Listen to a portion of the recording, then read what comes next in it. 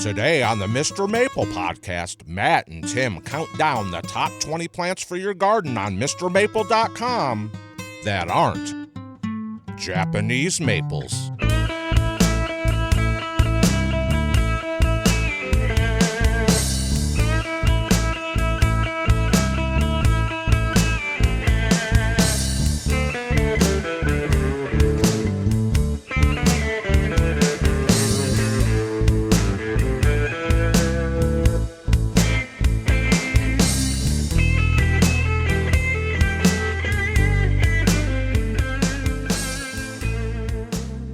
Hey guys, welcome to the Mr. Maple Show.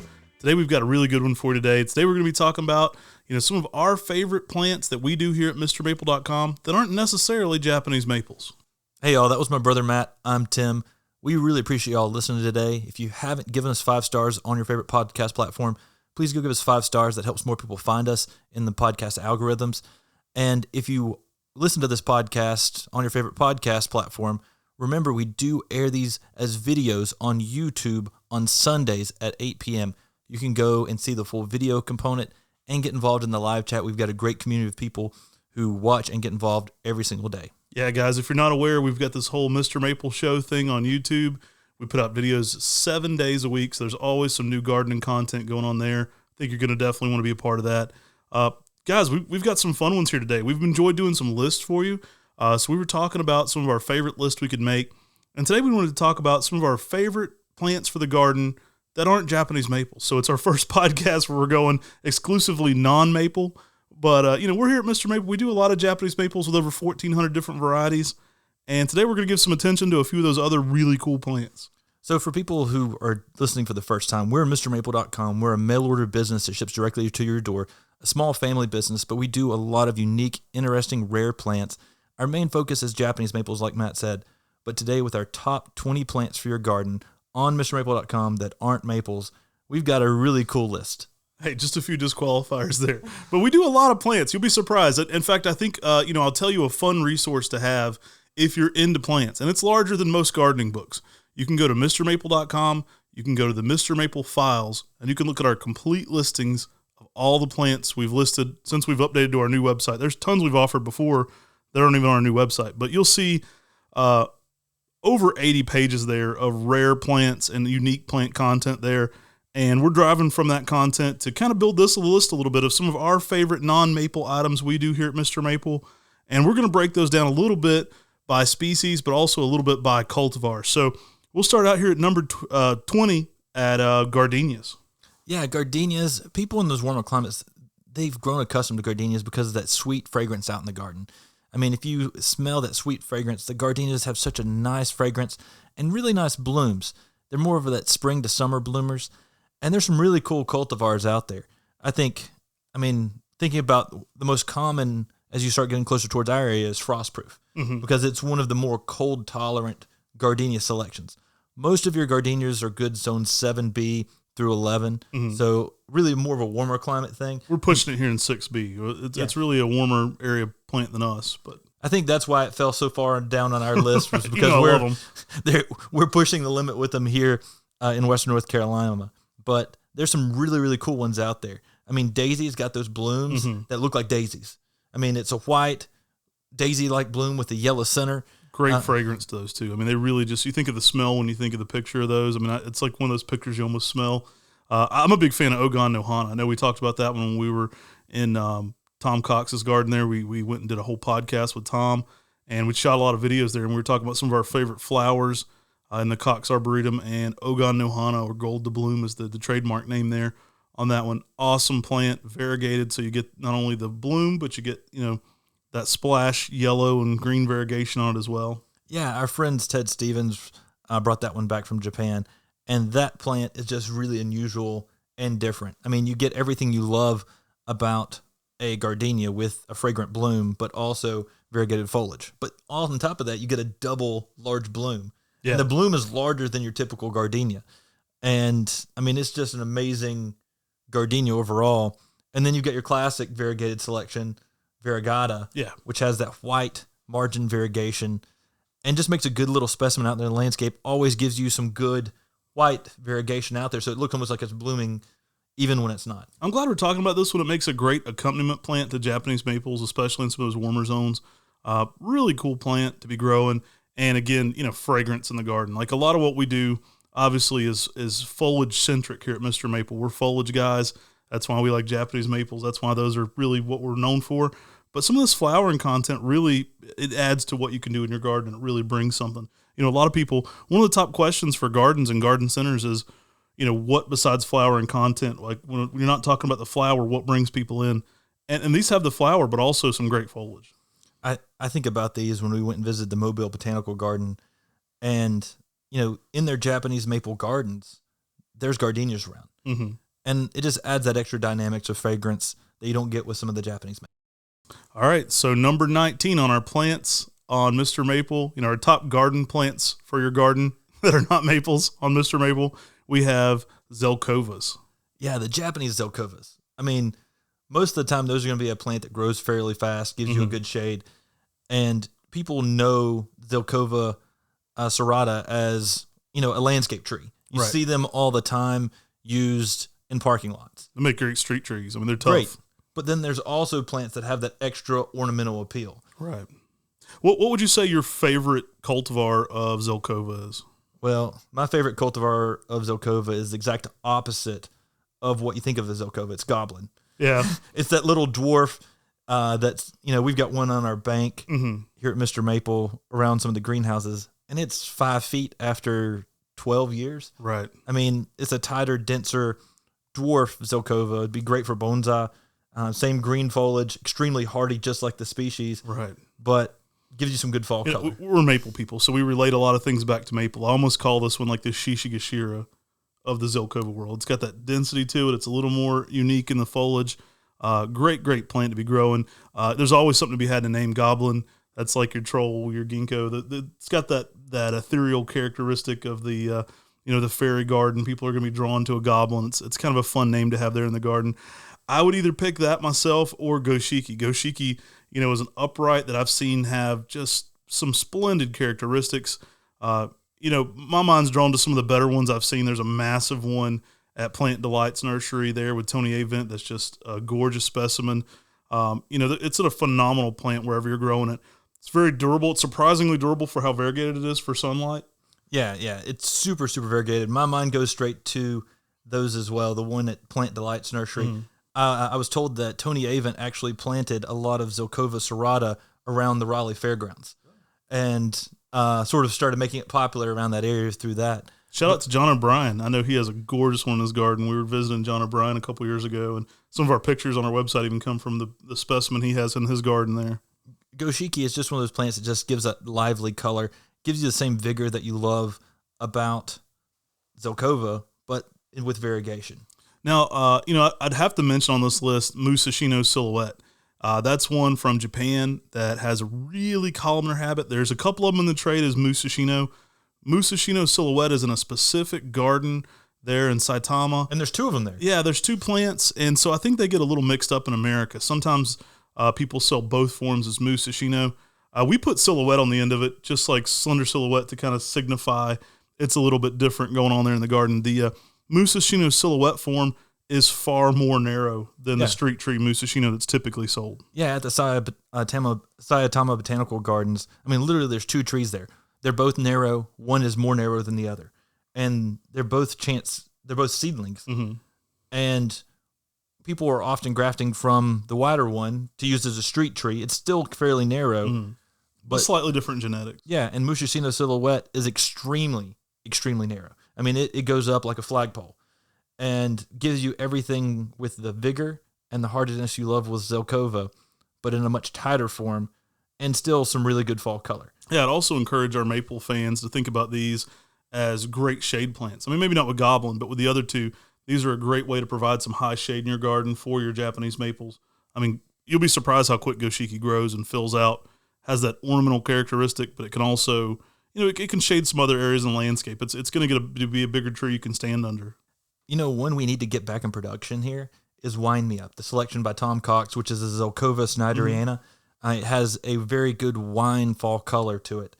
And it's just another species that's different from serrata, that's not found as commonly in the nursery trade. I'm a huge fan of Ogon as well, or Bright Park. That's a great one we need to get doing again. I think Bright Park and Ogon are synonymous in the trade, but that's one we've offered here in the past. That's a really nice golden yellow. I could see us doing a lot of that one again as well. I mean, it serves a great purpose in the landscape. Zilkovas, they're drought resistant. They're easy for a lot of people to grow. They're pollution tolerant. Mm-hmm. They're good overall trees in the landscape. But when you add that extra ornamental appeal with the foliage or the dwarf habit or the unique shapes, it just gives something extra. So next up, coming in at number 18, we have Japanese Snowbell, the Styraxes. Oh man, I love Styrax. Gosh, I remember, when we started collecting these, we go crazy. I mean, Tim and I, we're plant geeks, we're plant hoarders. We find a category we like, and then we have to have every single thing in that category. And I remember the fun at which we had in obtaining new cultivars of these.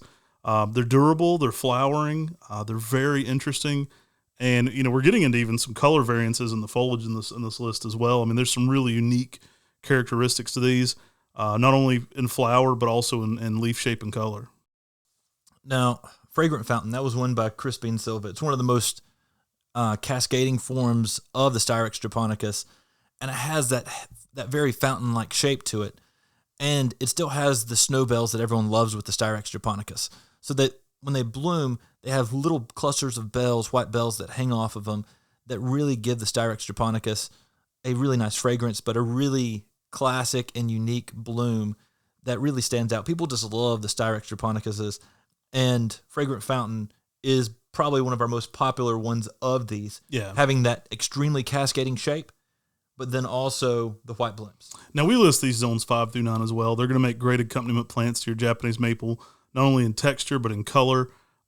If I were picking a favorite in this category, man, it's hard, but maybe Evening Light. That's such a colorful foliage. I love how dark the foliage is. It really is one of like the blackest foliages there in the garden. And then you get the flower interest with it as well. It may be my favorite, but I mean, gosh, it's hard to pick. Like that one has such an ornamental characteristic. I really like that one, especially if you're planting, greener, smaller shrubs with different color flowers around it, like azaleas or something. That one just shows out so intensely. Yeah, and that one just has a nice upright habit, just giving you that darker foliage and white blooms. Those white blooms show off so well against that darker foliage that it just gives a better platform for that to show off. Evening Light's a perfect name for that too. I mean, it's got a vase shape, and it just looks like, it almost looks like you've adorned the plant with like Christmas lights when it flowers. It's got so much flowers on it. It's almost like a chain of flowers around it. I mean, it flowers along the whole plant. I think J.C. Ralston was really instrumental in getting a lot of Japanese snowbells popular in North Carolina. Mm-hmm. I mean, he had a selection of Emerald Pagoda that has a really good upright shape, and it got people opening their mind to what snowbells can do out in the landscape and garden. And that's a great cultivar we carry from time to time as well. It's just got that nice pagoda-like shape, and the white bloom's extremely fragrant. But one of my favorite ones out of this group is going to be Momo Shidari. I could have picked that too. I mean, it's got pink flowers, it's weeping. I mean, it's equally as, crazy. I mean, I think I picked Evening Light just because the variance in color is really cool to me. Like, I like that we've opened that door. I mean, now we have to have a dark flowering pink weeping form and a columnar form. But Momo Shidari is phenomenal. I mean, it's a great plant to be growing there in the landscape. It's got an awesome weeping habit. It's going to fill out and make that kind of more of a cascading umbrella type shape to it as it gets there in the landscape. So obviously that fits in excellently with Japanese maples, and it's going to look perfect in a Japanese garden or a more modern garden. And so we do believe that Momo Shidari and Marley's Pink, they're the same plant. I mean, Talon wrote in his blog. Yeah, that's what Talon says. He said he brought it back from Japan. I think Brian Upchurch also had it back from Japan. And what ended up happening is he couldn't produce it well, and so he sold off his stock plants. Mm-hmm. And then someone got a hold of the stock plants and then patented it and trademarked it in the nursery trade under the name Marley's Pink. And that may be the case. I don't really know, but that's certainly Talon's side of it, so I'd stick with what he says. But Momo Shidari, awesome plant to be growing in the landscape. And it has so many uses for that one. I mean, whether you're putting it as a focal point or as, kind of a mass planting, that one's going to just really show out and give you flowering interest as well as that structural habit. So awesome plant there at number 18. Coming at number 17, we got some Pieris japonicas. Yeah, there's some good ones of these. I was shocked myself that I liked this so much. It was this high up on our list. I think it's a really cool plant. And when I thought about the cultivars of it that I like, it made sense for it to be this high. You know, I think people think Pieris, they think some of the basic ones that they see at garden centers that are kind of more ho-hum. You know what I mean? It's not something you get that excited about. But I think when you get into some of the ornamental ones of these, I mean, Flaming Silver, it brings it. You know what I mean? It's got so many characteristics.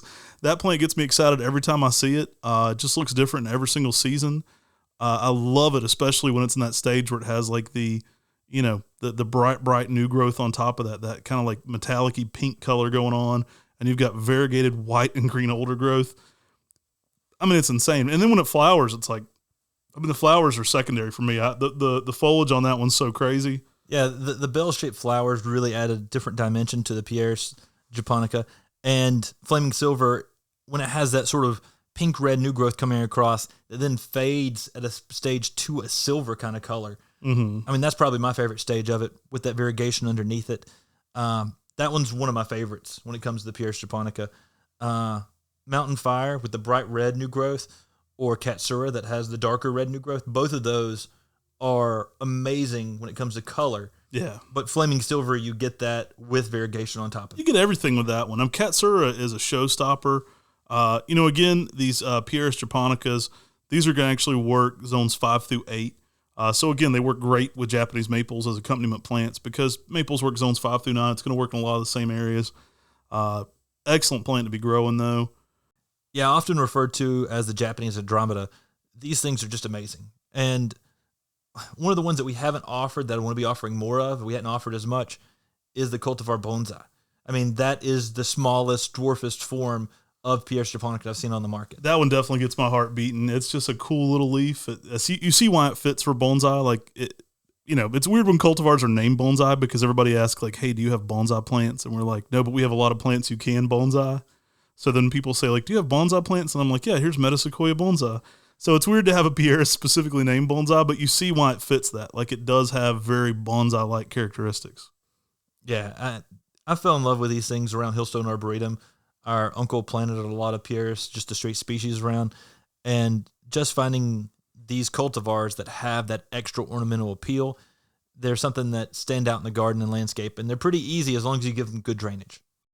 All right, at number 16, butterfly bushes. Yeah, the Buddleias. I mean, these are great pollinator plants. They give a lot of color out in the landscape and garden. They're really easy for a lot of people to grow out in the landscape and garden. Mm-hmm. And there's some just great colors. So if we're talking about a pink one, Pink Delight, that's a classic. I mean, that's one that has long, profuse blooms, pink blooms, and that's one that just really gives a lot of good pink color out in the landscape. Then you start talking about the bluest forms, and you've got varieties like Ellen's Blue. Mm-hmm.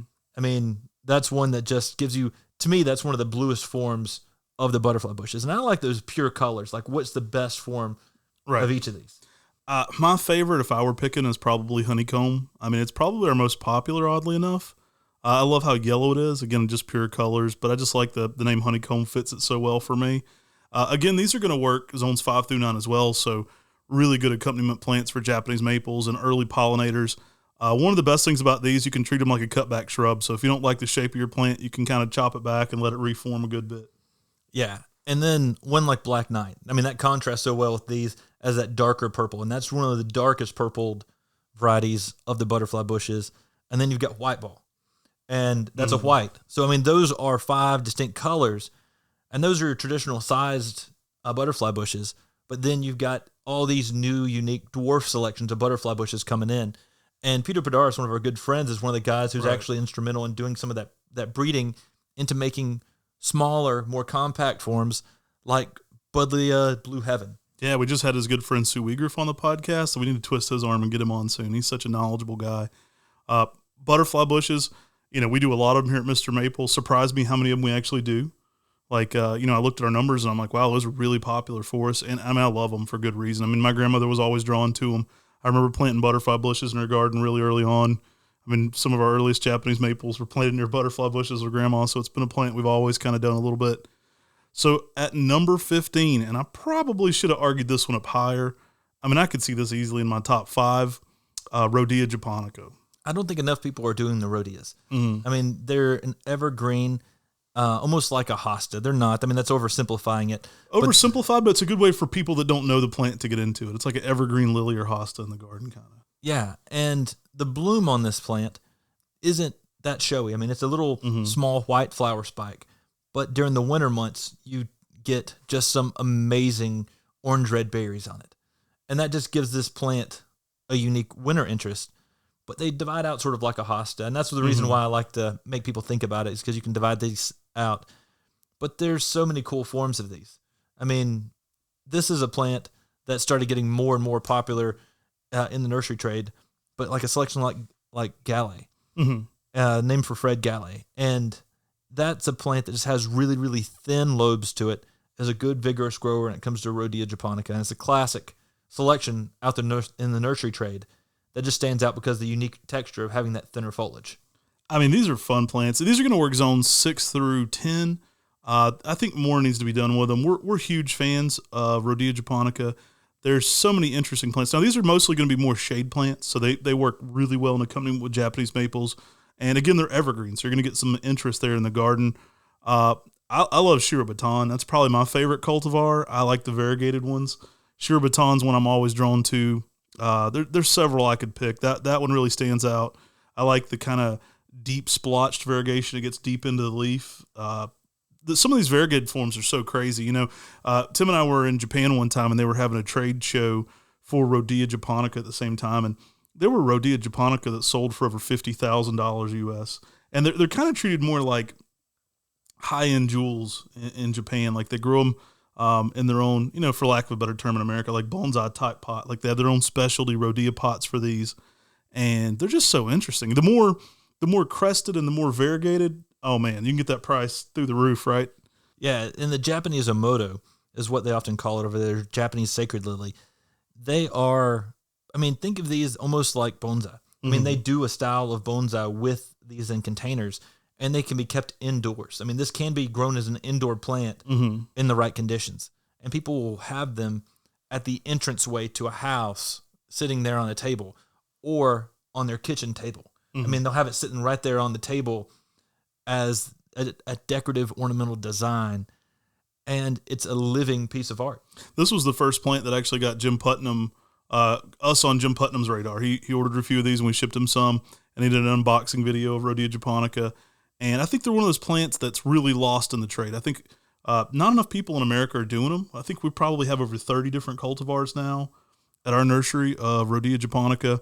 There's something we plan on focusing on selecting in and doing more and more. So I wouldn't be surprised if you see some future Area 51 Rhodesia Japonica. It's a plant we love. I would love to get out and talk to Cornelia Holland and get into her garden. I know she's one of the top Rhodesia gardens in the world, especially in America, and a customer of ours that just has some really amazing Rhodesia Japonica. But they're a plant that I'm always drawn to. I love them. I love how they look in the garden. Like when we were walking around Sarah P. Duke, I was just as excited to find all the Rhodesia selections they had there. And NC State has a great collection at the J.C. Ralston as well of Rhodesia Japonica. They really have some nice selections. Now, there's so many different ornamental traits to these. There's different styles of variegation. There's variegation like Miyake no Hano, which has the white margin variegation. But then there's the Washit Akakuma, which has... Be careful how you say that one. That'll get you in trouble. Yeah. It just has that new growth on the tips, and it can just be almost like pure white on the tips. And then you've got ones like Suncrest that can have a ridge and variegation. Right. And like the ridges where they have like that extra plant material that's in the middle of the leaf. Right. I mean, you can get so unusual and different with these, with twisting, contorting leaves. I definitely don't think enough breeding's been done in America. Like there's attention to it in Japan, and I mean I've seen some just nuts ones in Japan. We like to be on the cutting edge of these, and we have some really cool ones, and we're always working to get more of those available. I could have probably put this in my top 5. Like it is a plant that gets my heart going every time. I think that the problem with a lot of these is it's not a plant that grows fairly fast, and it takes a long time to get a plant to market whenever you have a new cultivar. True. And I think that's one of the reasons why in America it hasn't really hit like it has in Japan. With the specialty nurseries that you have in Japan, you can have things that take a little more time and they charge a little higher price for them. Yeah, it's definitely one of those plants that's not instant gratification for the nurseryman. You don't turn out a million of them right away. They take a little more patience and a little more work to get a good crop going. But it's a plant I like. We're going to keep offering it here. I mean, it's a little bit more attention to detail. It reminds me of Tony Avent's joke when we were walking around with him, and he said, "We have cornered the market on the plants for which there are no market for." It's like, yeah, we do that too here. All right, in here at number 14, we have Osmanthus. Oh, yeah, the Osmanthus. You've got the heterophyllus and you've got the fragrance. So that's a loaded category. Yeah, we kind of stacked that category a little bit by combining things. Obviously, these are so ornamental. I mean, people know these all over the world for good reason. If you get into some of my crazier ones, I love Osmanthus fragrance, stuff like NB Schwinway. Yeah. I mean, that gets my heart going. It's a little more tender for our zone. I mean, it's more a little bit higher up than us. We're 6B again here, but you get a silver blue interior to the leaf, a white margin on the outside, and then white blooms. And as Ted Stevens says, it blooms in every single month that has the letter R in it. So you've got a plant that's going to just keep putting on some great blooms, some good sweet fragrance. Mm-hmm. I mean, Yunbi Schwingui has variegation on top of being a sweet olive. Yeah. And then you've got cultivars like Apricot Echo, and that's one of the very best of those yellow-orange blooms. Mm-hmm. I mean, that's one of the I think they call it like an Osmanthus fragrance Hydrangeas, mm-hmm. and that's the very best form and the most frequent bloomer of the Hydrangeas. And then you've got Fooding Zoo, which is one of the best white blooming selections. I think of these cultivars. I think of Dr. Creech. He kind of got us into these. We were going down to Stephen F. Austin. Again, the Osmanthus fragrance, these are going to work zone 7 through 10. So a little bit more heat tolerant, a little bit more hotter zone plants than your zone 5 and your zone 6s. But wow, what kind of accompany plants? These make awesome accompany plants to Japanese maples, especially if you're in that zone 7. You can put this right out next to lace leaves, things like Yunbi Schwinway, and get that insane color contrast. Okay, so we said Osmanthus. We said that's a loaded category. We've also got the heterophyllus in there. We've got the false hollies. Yeah, we did a whole video on some of our favorite ones of those. I mean, Kei Orihime is probably my favorite of the false hollies. Party Princess is a trademark name on that one. Kei Orihime is a small leaf form. I love the flowers. I love how small. I like it's a fall bloomer. It has that sweet fragrance. Hard to pass up on Shein. Shein, also the trademark name on that one's Party Lights. That one gets some unreal colors. I mean, it really, Party Lights really describes it really well because you get some yellows and greens and oranges going on the new growth all at once. Really colorful plant there. And then there's the classics too. Yeah, I mean, Shein has those almost like Fruit Loop colors. Right. I mean, those oranges and yellows and reds on the new growth are spectacular. Ogon is a great yellow selection. And then you've got some of those ones that really have unique foliage, almost like samurai swords, like Sasaba. Yeah. And then Hariyama was a seedling selection from that has even spikier foliage. Right. It's even tighter too. It's got even more like that Makawi. It's a boost of density to it. I know that sometimes when we're shipping some of those Hariyama types, right. Some of our employees will get caught up a little bit on some of the leaves, like scratchy. Those can dig into you. Yeah. They're definitely a little bit spikier for sure, but awesome plants to be growing in the landscape. Yeah, and they have typically some good white blooms in November, some good sweet fragrance. As a fragrant tea olive, they are an amazing plant out in the landscape that can give you unique texture, that almost holly-like foliage, but then also some nice fragrance out there in the landscape as well. Well, you mentioned hollies. Let's jump into hollies here at number 13. They fit well with the fragrance as well as the heterophyllus. So hollies can make some really great accompaniment plants, whether it's in the conifer garden or the maple garden. They're going to bring some evergreen, foliage, but also texture. Yeah, I mean, my favorite grouping of the hollies are the Japanese hollies, the dwarf, the Ilex crenata, and the things like dwarf pagoda. I mean, that is a plant that fits in the ornamental garden right beside your Japanese maple, extremely slow growing. Right. And if I compared Goblin to Shishigashira, Dwarf Pagoda is like the Sir Happy of the Ilex world. It's like dense and gnarly and compact, and just makes a fun little plant, especially when you get some flowers or some of the fruits on it. It looks really, really cool. I'd say one of the most popular ones of these in the nursery trade is Sky Pencil. I mean, that's the one everybody knows for sure.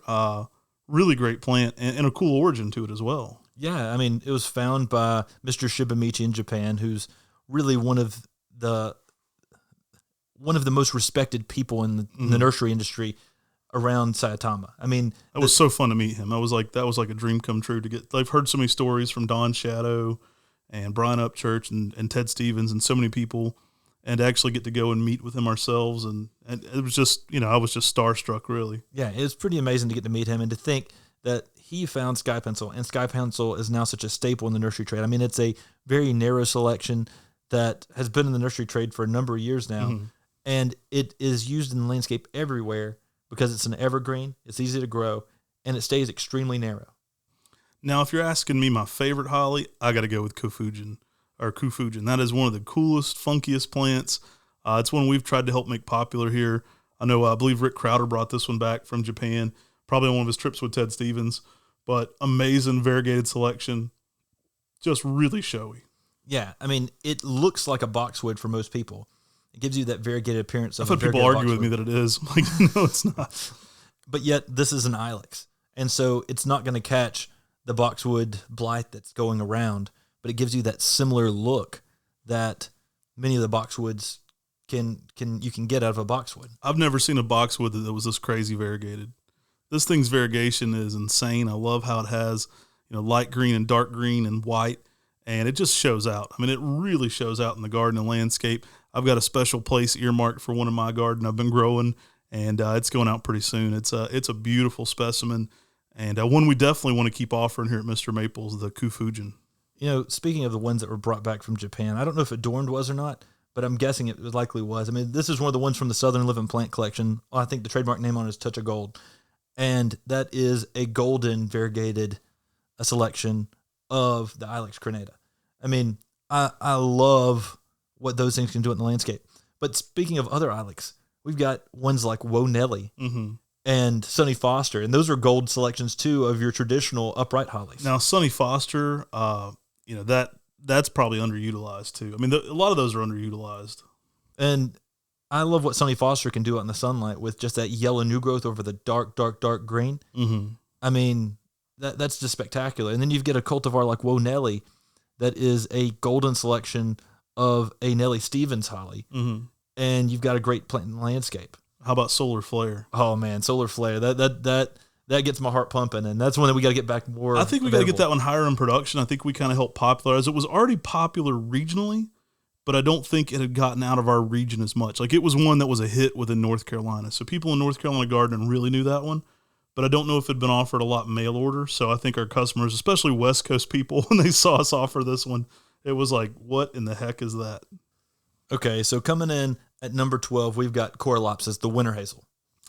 These provide so much interest in that winter garden. I mean, that early spring to winter when you're getting the flowers there and they're hanging down, they've got that bell-like characteristic. They're all just kind of tasseled flowers there, and you feel like there's something going on. Yeah, I mean, it's something that the pollinators start getting. One of the first plants out there in that early spring, late winter time frame that you can really enjoy out there in the landscape with those long tasseled yellow golden blooms. I mean, it's hard to beat what those things provide out in the landscape. Yeah, I mean, there's so many interesting varieties of these. I'm a huge fan of Longwood Chimes. Colors on that one are phenomenal. It's a selection made at Longwood Gardens, obviously. If you're familiar with gardening, you've probably heard of Longwood Gardens. We'll have to go do a video shoot there at some point. Yeah, and the Longwood Chimes, like that name says, that's got one of the longest blooms, yet golden blooms, of any of those winter hazels. And it just stands out from the crowd when it comes to its bloom. And then you've got something like Spring Purple that gives you purple growth over top of, on the new growth of the foliage. So that might be my favorite one of the group. Again, I'm drawn to some of the color variances. The textures and the color variances really speak to me. I love that you're not only getting the flower there, but you're getting a unique perspective on the color of the foliage. Yeah, I mean, you pair that with something like Corylopsis spicata Ogon, also known as Golden Spring, and you've got a golden selection with the spicata has that larger rounded foliage to it. I mean, that really gives you something out in the landscape with golden color to pair with something like Spring Purple, and then you've got both of them blooming in the late winter to early spring. Right. And then one of my personal favorites is Corylopsis gotoana. I mean, that is it has almost like a perfectly rounded leaf. I mean, it has like a cartoon-like leaf that's really large for a fragrant winter hazel. One of the most underutilized Coreopsis you see out there. You don't see it that often in the nursery trade. We try carrying as much as possible because I love that plant. But that's just an amazing plant that's going to be out there. It gives you the same, very similar bloom to it, but also just some really, really large foliage. But Passiflora, Coreopsis passiflora, I mean, that one gives you everything you love about the blooms. It gives you some really nice, smaller, clean foliage. Mm-hmm. But the thing that makes Coreopsis passiflora, I think, stand out from the crowd is you get some amazing fall colors on Coreopsis passiflora. I mean, it's consistently giving you some really nice yellows, oranges, and reds. And that is a plant that is for fall color. It's outstanding, but gives you, I mean, that triple threat of blooming. You get some good foliage, and then you get some good fall foliage as well. So coming in at number 11, we've got, a native plant that's becoming more and more popular. There's a lot of new selections coming out of Redbuds. I mean, the Redbuds are amazing plants. They give you some good blooms. There's some unique ones coming out with unusual foliage. But then we're right here in the hotbed of Redbud country. Mm-hmm. I mean, we've got the J.C. Rouston Arboretum, NC State University, hybridizing over with Denny Werner. And we've got him, and we've also got Ray Jackson in Tennessee, who's coming out with some amazing selections. They're actually working together. Mm-hmm. I mean, just a few minutes away from our place, we've got the Research Center, who helped develop the Ruby Falls Redbud. We've got to get Tom Rainey. Dr. Tom Rainey on the podcast too soon. He's a good customer and good friend. And we're sitting right here in the midst of all these amazing Redbuds that are coming out in the nursery trade. I mean, we could list a million of these. There's a lot of cool ones. There's a lot of diversity happening right now, I would say, especially in foliage. We'll talk about some of the ones that are out. We're hoping to get to some of the ones that aren't out, in early numbers here at Mr. Maple as well. I know Flamethrower, whenever we drop that thing hits, like, it's pretty popular. People really react to Flamethrower. It's so unique because it has yellowish older growth, kind of orangish new growth, and then like almost bright red on top of that. I mean, it can go through some amazing shades. And you see why it was called Flamethrower. I think they toned that one down. I saw in Europe they were selling it as Eternal Flame, which is an interesting take on that. I like Flamethrower. I like the... Yeah, Flamethrower, I think that's probably our number one Redbud that we do. I mean, every time we list it, it sells out fairly quickly. I don't know. I would say that we sell out of some of the other... Like, we sell out of Rising Sun really quickly, too. I mean, Flamethrower's popular, but if we put the numbers beside each other, I wouldn't be surprised if Rising Sun, by our friend Ray Jackson's right there with it. Rising Sun is a yellow form with kind of apricot to orangish new growth at times. That might rival it. I mean, you'd be surprised. And those make great complementary plants. Mm-hmm. I mean, the colors across them are going to have some crazy, wicked colors all throughout the year. And those are two plants that if you put near each other, I mean, that's just going to give you striking contrast with the new growth and some good color out there in the landscape. I mean, who thought you could get that crazy of colors off of a Circe's? Right. I mean, Circe's, before Ruby Falls came along, there were a lot of Redbuds out there, but I mean, they were variegated and some weeping, but there wasn't a lot of other diversity. They're really opening people up to what could be out there. And you're talking about pairings. I mean, what better pairing could you have than Ruby Falls and Golden Falls? We've kind of talked about that here at our nursery before, but awesome pairings. Golden Falls, yellow, with that weeping habit to it. Ruby Falls, dark wine colored red, same shape. So you're getting that heavily pendulous structure to it. Both are flowering in the spring, so you're going to get that spring, that early interest right before they leaf out and the flower, but then that intensity and color difference and foliage. Great plants to pair together. I think people love the heart-shaped leaves. The heart-shaped leaves give the plant something out there in the landscape to enjoy. They really stand out. But those blooms, that's where they get the name Redbud. Maybe like Black Panther, you can get like superpowers like from the heart-shaped herb. Well, some of my favorites are some of the heavy blooming ones. I mean, the early spring one like Don Egoff, that's a slower growing selection that gives you some nice pink blooms. I mean, that plant can really show off in the landscape. Or the one that we were able to be one of the first mail order companies to release, the white pom-poms. I mean, that is a hybrid chinensis with white blooms, but just loaded with those double flowers. Something Tom said he liked a lot about when we were touring Maple Walk, the chinensis. They get all of the blooms like right on the stalk, so it's like really tight, like it's really tight clustered. It's really a neat characteristic of them. I know that white pom pom man, that thing was super popular when we dropped that one. I definitely want to be doing more and more white pom-pom.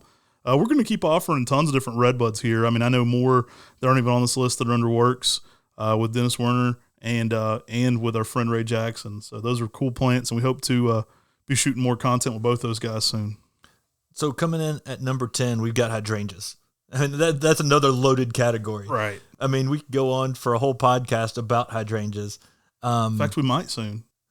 we might. We have Betty Montgomery coming in soon for a podcast who is a hydrangea expert. She's got a book on hydrangeas, actually 2 books on hydrangeas. From propagation to cultivars. Yeah, and so hydrangeas are amazing plants. They give you some good summer blooms. Everyone loves hydrangeas. I mean, they're used at weddings all the time. Mm-hmm. People will use them as cut flowers. You can bring them in, grow them, have them as cut flowers on your kitchen table, and bring out what you love about the garden, bring it inside with some of these cut flowers. They dry out the blooms, but there's so many extremely ornamental characteristics to some of these hydrangeas out in the landscape and garden. Yeah, I get to pick first. I picked Miss Sayori. That's one of my favorite hydrangeas. This thing is just crazy. I love the darker foliage. I love the variegated bloom you get. It's a pinkish bloom with white undertones on dark red foliage. If you can put this one in early morning sun, kind of late day shade, you can darken up that foliage in that spring garden. Also hydrangeas work great in containers, so you can put this one in a big pot, but I love Miss Sayori. That's one of my favorites. There's so many favorites though. I mean, I think that's one of the categories we've expanded in the most. Tim and I were sitting there one year, and it was before we started doing Fun Flower Fridays, say that 3 times fast, and we were talking about, doing more flowering content, and Tim and I were mostly maples at that point, and we're like, hey, look at how many hydrangeas we do each year. And we were blown away. We're like, wow, these are really popular for us. We're doing a ton of hydrangeas already. Like, it shocked us how much in the hydrangea business we already were before we realized it. Yeah, exactly. But there's so many ones that have extremely ornamental characteristics. I mean, Miss Sayori, you said all those amazing characteristics about it, and you didn't even mention that's a double bloom. Right. I mean, double blooms are amazing. We have a cultivar Love that's a pink cultivar that has a double bloom to it. And then with Miss Sayori, you get a variegated bloom, dark foliage. I mean, everything about that plant is amazing. And then you've got cultivars like Akadama, which also have a darker foliage. Oh, I love Akadama. But that thing's awesome. The name means like deep red ball, and that's because it has more of that darker red color on the bloom with darker foliage. I'd love to pair Akadama or Miss Sayori with Little Honey. Bright yellow foliage, white bloom, awesome plant. Definitely needs a little more shade with all that yellow to it, but what a pairing that would be with Akadama. I love Little Honey. I love those oak leaf hydrangeas, the Hydrangea quercifolia. I mean, there's so many neat selections of that. Little Honey's probably my favorite of the grouping. I mean, you get the yellow bloom. I mean, not yellow bloom, the yellow foliage, white bloom, but that oak leaf to it on a hydrangea just adds something extra out there in the landscape and garden. And there's so many interesting ones. I'm a big fan of LA Dreamin'. That thing's just crazy. The bloom itself is just nuts. I mean, you get so many colors going on in there at once. Yeah, I think the untrademarked name on that is Lindsay Ann. It's a Hydrangea macrophylla that no matter the pH, you get crazy multitude of colors of just blues, pinks, mauves, purple colors. I mean, what about climbing hydrangeas? How do you feel about those? Love them. I'm for it. I mean, there's just so many. I mean, you start looking down the selections from Moonlight. I mean, I remember going down to South Carolina and seeing a Moonlight growing at John Elsie's house on an old tree, and that silver blue foliage with the heart-shaped kind of style leaf, and then having that blooms as well. I remember seeing that one at the Arnold Arboretum at Harvard University, and they just had an entire fence lined with Moonlight, and it was just so striking. It had shades, so it had all that reticulation going on in it. You kind of get like a reticulated veining on the kind of shiny blue-green foliage. Awesome one. If I'm talking my favorite of the climbing ones, again, there's a lot to pick from there, but it's probably Cougar variegated. I went to other nurseries, and I'm not calling anybody out, but they were like, let me show you our coolest, craziest thing we've got. And they took us to Cougar variegated, and they were like, have you ever seen this? And I was like, yeah, we sell it in 1 gallons all the time. It's a great plant. Been offering it for years. But one of my favorites. I mean, that one is a showstopper. I get why somebody would be that excited about it, even though I do sell it a lot. Yeah. And some of y'all may have said, hey, Moonlight, we listed as a Schizer phragma hydrangenoides. And semantics. Yeah, I mean, now almost all the Schizophragma are getting grouped as hydrangeas. The taxonomists keep changing that back and forth. And one of the things about Schizophragma hydrangenoides is it's easier to bring back from Japan than a hydrangea. Seems like all of them are getting classified that way so they can get imported. And then once they get imported, they may get their names changed again. But Right. Cougar variegated, like Matt talked about, that is an amazing climbing hydrangea. I mean, you get that white variegation over top of the dark green, the yellows to whites to creams. I mean, that plant is spectacular. Give the climbing hydrangea something to climb on, like a fence, something like an old tree, and give it some time, and that plant's going to start showing off. We've recently fenced in the entire nursery here, and I keep going around looking at areas where I want to put climbing hydrangeas. I'm like, wouldn't this be nice if this was an entire wall of climbing hydrangea here? And then there's a selection like Miranda, which has that golden yellow border to it with a dark green center to the leaf. I mean, there's so many cool climbing hydrangeas. I mean, we didn't even talk about any of the hydrangea paniculatas. Oh, man, there's Yuki Gasho. I mean, whew, be still my heart. Yeah. Love me some Yuki Gasho. That thing is a showstopper. Again, you forget the bloom when you see that foliage, right? I mean, the foliage is so striking and so interesting. Awesome plant. Another one I think Barry Inger brought back. Yeah, and those paniculatas are great for the people out in the Midwest. I mean, if you're out there growing in the Midwest and you've got a more alkaline-based soil and you're looking for a hydrangea that's going to do well for you, those hydrangea paniculatas they're very alkaline tolerant. So you can grow something like Yuki Gasho or Phantom, which is has some large white blooms to it, and really enjoy everything people love about hydrangeas. But when your soil typically isn't accustomed to it, you can do that without having to do any soil amendments. Huge fan of that. All right, well, let's keep it moving. Let's get into a couple more tree types. Here at number 9, we've got dogwoods. It seems like each of our categories, as we get closer, are just more and more loaded. It gets a little harder. I mean, there's so many good dogwoods. We do a lot of dogwoods here at Mr. Maple. Surprisingly, how many different types we've done. That's a loaded category too. You can talk about Coosas, Floridas. You can talk about Cornelian cherry dogwoods. There's a ton of different dogwoods we've done here that are in that dogwood family. Red twig dogwoods. I mean, there's so many different types we do here. But, I'm normally drawn to variegation. I like foliage. I'm a foliage guy. Wolf eyes tends to stand out to me. I mean, I also have a beautiful specimen of this one, but. Yeah, I like wolf eyes. It's a variegated. It's got sort of that silver blue kind of color towards the interior part of the leaf, a white edge, but it's extremely sun tolerant. I mean, it's been one that is a classic, but this is one that to me is one of the best of the variegated dogwoods still on the market today. I mean, it's a classic that's out there. We're growing it in full sun here in Western North Carolina, and it's thriving and doing great. How about Elizabeth Lustgarden? So I love Elizabeth Lustgarden, also known as Lustgarden weeping.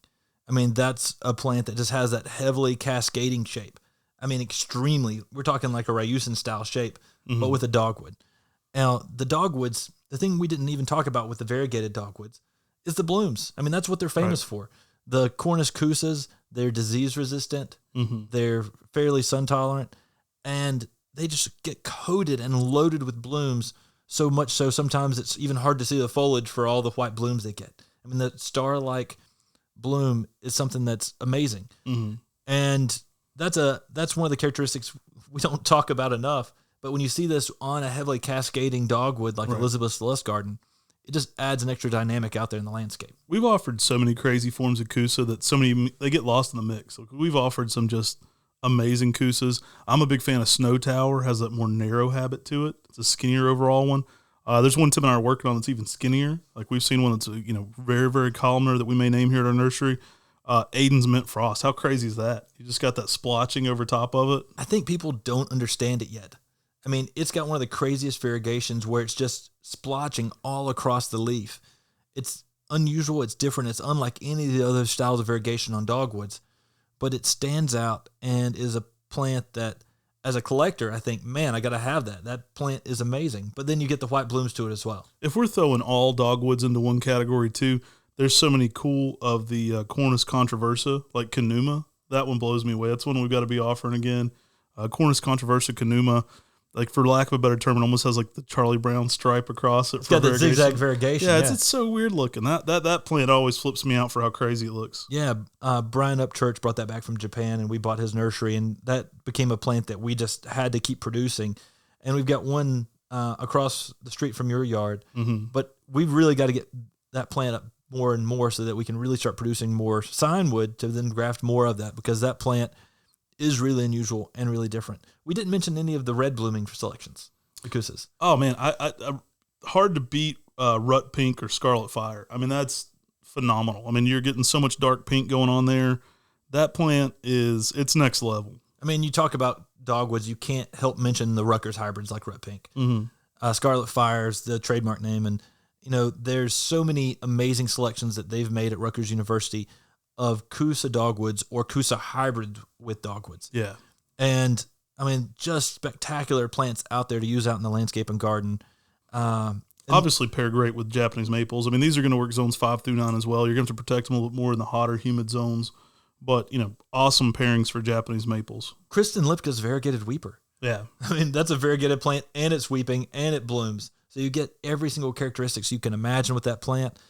Then you've got some of the newer selections, like Cornus Kusa Pam's Mountain Bouquet, that has like a crown-like effect for the bloom. It's so unusual. I've never seen another dogwood bloom like it.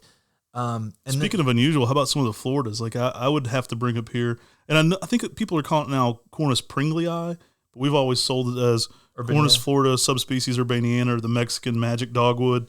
It is so crazy. I mean, that flower rivals like irises. Like, it's got that huge flower that contorts in on itself. It's sick. That thing is just so cool. Rumor is there's a pink one somewhere. Yeah, if you know about that one, you need to get that one to Mr. Maple real fast. I want to get a hold of the pink Cornus Florida subspecies urbaniana or Pringlei. I think that plant would be really amazing. I think more breeding work needs to be done with those plants and the Kusas. I mean, people kept breeding Florida with Kusa, but they're not missing with the Mexican dogwood and the Kusa.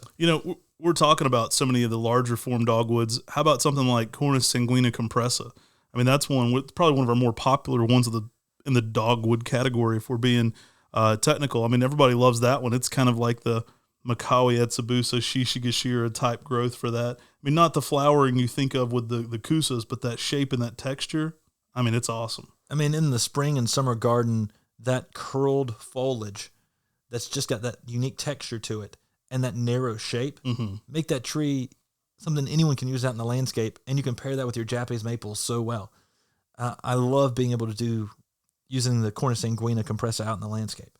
I mean, that is by far one of my favorite plants in this category, and it's not even a Kusa, which is pretty crazy to say. Just the texture itself is what draws me in with that plant. I mean, we didn't even mention any of the evergreens, any of the Hong Kongensis. Right. I mean, those are awesome too. Any of the Hong Kongensis hybrids. Like Little Ruby, Little Leprechaun. I mean, those developed at the research center just a few minutes away by NC State University. There's so many cool dogwoods that we produce here at Mr. Maple. And what would be your favorite? I'd probably go with Wolf Eyes. I mean, that's a classic one for me. I mean, some of the Cornelian cherry dogwoods, if I'm being honest, are probably up there on the list if we want to count those in the dogwood category. The Mexican dogwood's hard to beat. I mean, when it's actually in flower, it's like it's such a shocking plant. And I don't know. It's a hard category to pick a favorite. Scarlet Fire, I mean, for a pink, that's pretty next level. Mine would have to be the magic Mexican dogwood. Yeah, right. I mean, that Cornus urbaniana, that bloom, just so unique. That's where I'm sticking with my favorite dogwood. All right, so moving along, we've got another tree. We've got the more heat-tolerant form of flowering upright tree. We've got number 8, Chinese fringe trees. Now, these obviously make great pairings with Japanese maples. They're, I like to think of these as dogwoods that can go in more sun for a lot of our neighbors further south, because they have that white flowering shrub characteristic, but they're also amazing upright heat-tolerant trees. Yeah, I mean, this is a plant that I love because they are so heat-tolerant. They give you some white blooms out there in the landscape. I think Ted Stevens always says, if you're going for full sun for a dogwood in the deep south, plant a Chinese fringe tree. Right. Because the fringe trees, the Camellias, are simply amazing. I believe he said he's in Augusta. And he said, "You want to plant a dogwood in Augusta? Don't be such a fool." Check out this Fringe tree. And Ted's got such a way with words. I love that guy. He's awesome. There's so many great cultivars of these too. I mean, we've offered a lot of Chinese Fringe trees here at Mr. Maple. Well, again, we find a category we like, and we kind of go a little nutty in it. Like, we just go all directions. You have to have the weeping form, the columnar form, and every variance possible. I'll start out with probably the most popular, which is Tokyo Tower, the columnar narrow form. That is an upright, narrow one. And when it flowers, I mean, it's just a column of flowers too. Yeah, I think this plant is amazing. It's a selection that got brought in from Japan, again, by Brian Upchurch and some of his friends. And that plant, with its narrow shape, really just has a unique, very super, super unique habit that makes you think of something like a Twombly's Red Sentinel, but then it blooms as well. And so it can give you some nice vertical interest out there in the landscape. Again, extremely heat tolerant. And those white blooms, when it blooms, it's hard to beat something that has that narrow shape with the white blooms. Yeah, these are going to work zones 5 through 9 as well, but they're going to be able to handle more sun in that zone 8. They're definitely a little bit more durable than the dogwoods in those higher heat zones. One of my favorite forms is Yadkin Creeper. Like, this is one Tim and I have tried to help popularize more. We saw this at the Ralston Arboretum and just fell in love with it. And Creeper's the perfect name for it. It's kind of a low spreading, funky shape. I think I've taken this one to so many gardens in the South that just weren't growing too many weird plants. So whenever I go somewhere, I'm like, you got to try this Yadkin Creeper. So I've spread this one around a good bit. It's durable. It's flowering. It's got white flowers to it as well.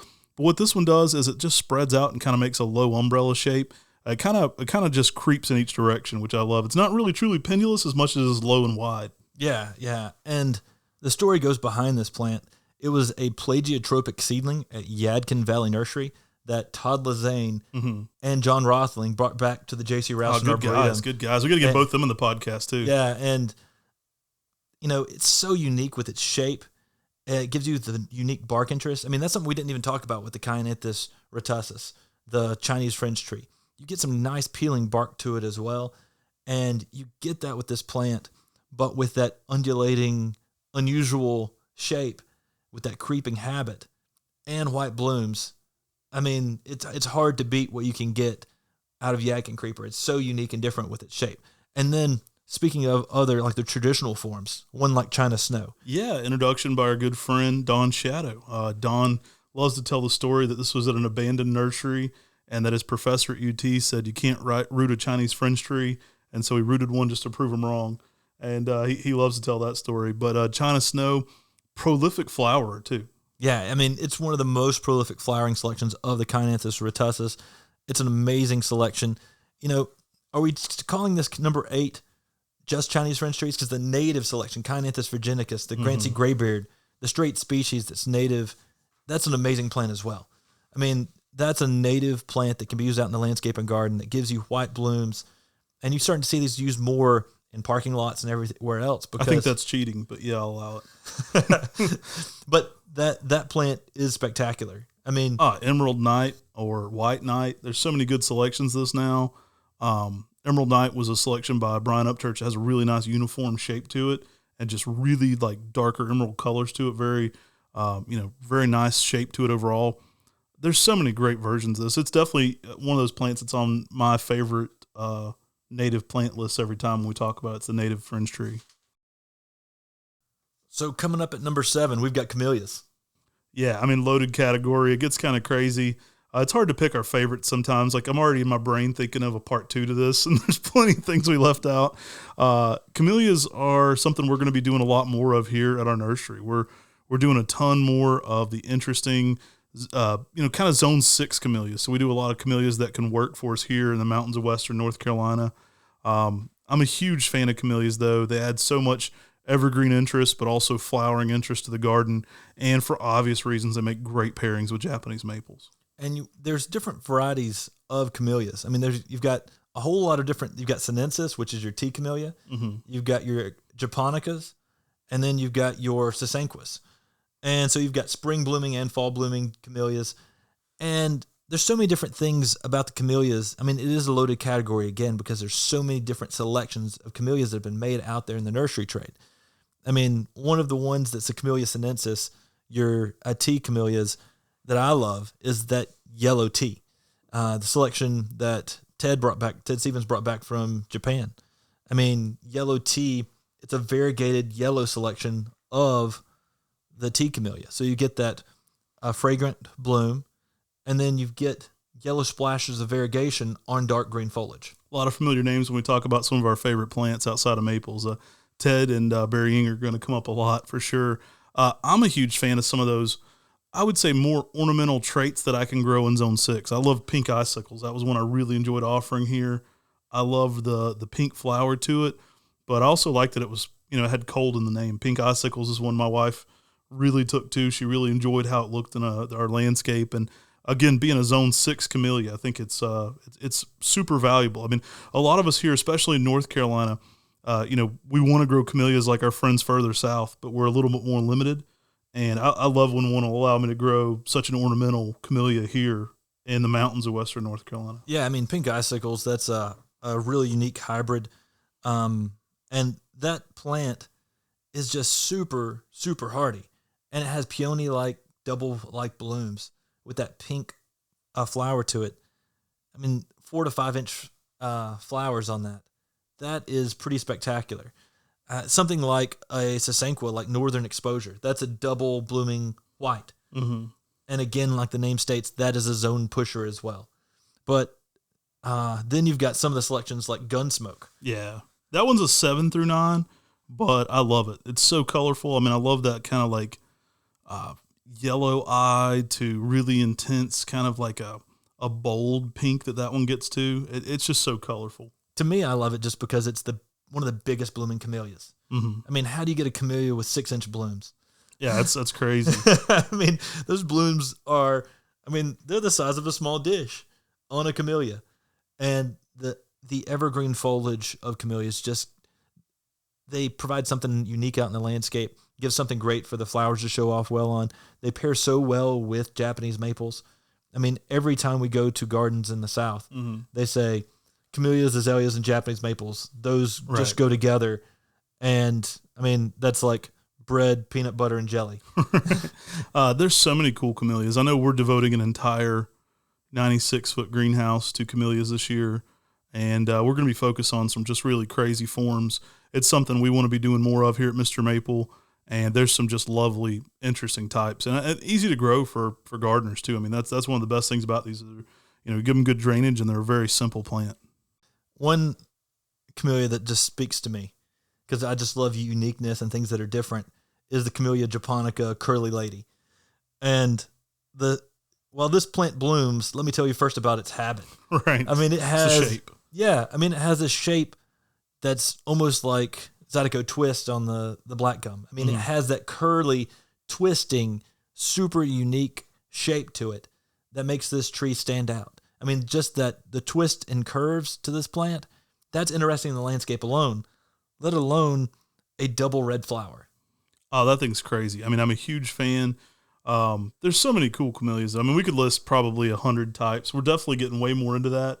It's something that we've kind of opened that Pandora's box to now at our nursery. Tim and I have to reserve ourselves sometimes into new categories. We find an area we like and we go so crazy after it. Again, at our nursery, we're collectors as well. So there's so many of these that we're, really getting opened up to and starting to produce more. So expect to see a lot more camellias on Mr. Maple in the next 2 years for sure. Okay, so coming up at number 6, the horse chestnuts. I mean, sometimes these can be called buckeyes or horse chestnuts, depending on the different species that we're talking about. But, I mean, like the Aesculus X neglecta erythroblastos, how that can have that shrimp pink color in the spring on the foliage itself. I mean, not to mention these things bloom, but then on top of that, you get some shrimp pink foliage. I mean, that makes a tree that's so unique and different. Aesculus probably takes the award for hardest to say category. Every cultivar that I like is hard to say. I love erythroblastos, though. I don't even know if I'm saying that right, but that cultivar, that shrimp pink new growth, and in the spring, it is just amazing. Like that tree, it always speaks to me. Makes a perfect pairing with Japanese maples for so many obvious reasons, but the texture in the garden and the color is just unparalleled. Like you can truly get neon shrimp pink on that one. Yeah, and then you could go to a cultivar like Mimingeri, and I'm not sure if I pronounced that one right either. Mimingeri. Feel free to correct us in the comments. Mimingeri. But that is an amazing plant. I mean, that just has that ghost-like white reticulated variegation. It almost doesn't look as variegated when it first leaves out, and then it like gets more etching in it, and it's like yellow with like faint light green. Like it's so funky. There's some of the photos of that one, especially in the early spring in the greenhouses, just blows me away. I love all of these. I mean, all of these have just amazing, unique styles. A cultivar like La Sonata, I mean, that has it's a lace leaf form of buckeye. It's a lace leaf form of horse chestnut. And you get this unique foliage that is just spectacular out of a tree that's flowering. La Sonata is one of those ones I don't think photos do it justice. Like you try to look at photos, Brian's got some good shots of it last year, but it looks so much cooler in person. Like that plant in person, whenever we open up and people see it in the greenhouse and they get to interact with it and see it sells out immediately. Like it sells really well online, but when people see that in person, it just has another characteristic that kind of just speaks to you. It's one of those plants that you're like, that's so interesting. It's like a fairy hair. It's like a Leonard Loblum style of horse chestnut in a way. Now, the most common ones that you see out in the nursery trade is a pink selection like Fort McNair. I mean, that makes a fantastic tree shape. It's got some really large of the pink blooms to it, so it's one of those pink flowering horse chestnuts. But, I mean, there's some other great ones like O'Neill's Red. That's a little more red color to it. How about Marble Chip? Oh, I forgot about Marble Chip. I mean, Marble Chip's got all that swirling, like really striped, almost variegation with like some. It's so unique. It's got a lot of white, light green, and dark green going on all at once. There's so many cool forms of these. I mean, you could select these for flower, like O'Neill's Red selected for flower, or you can select them for foliage, or both. I mean, they're going to flower and they're going to have some really nice foliage. So coming up at number 5, we've got witch hazels. I love witch hazels. It's one I don't think we do enough of here. We do a lot of witch hazels. There's some we always keep in stock, but I always think I'm going to prepare to have more rootstock to graft to than we do. So I'm always thinking I need to get more rootstock in production to be producing these. As many of them as we do, I feel like we underproduce them. Like I could do even more. Like I always want to have in the, especially in like that February time frame when they start to bloom here in Western North Carolina, like a witch hazel festival. Like it'd be so fun to even, put up a greenhouse of all witch hazels and have people in when all those different blooms are really kicking.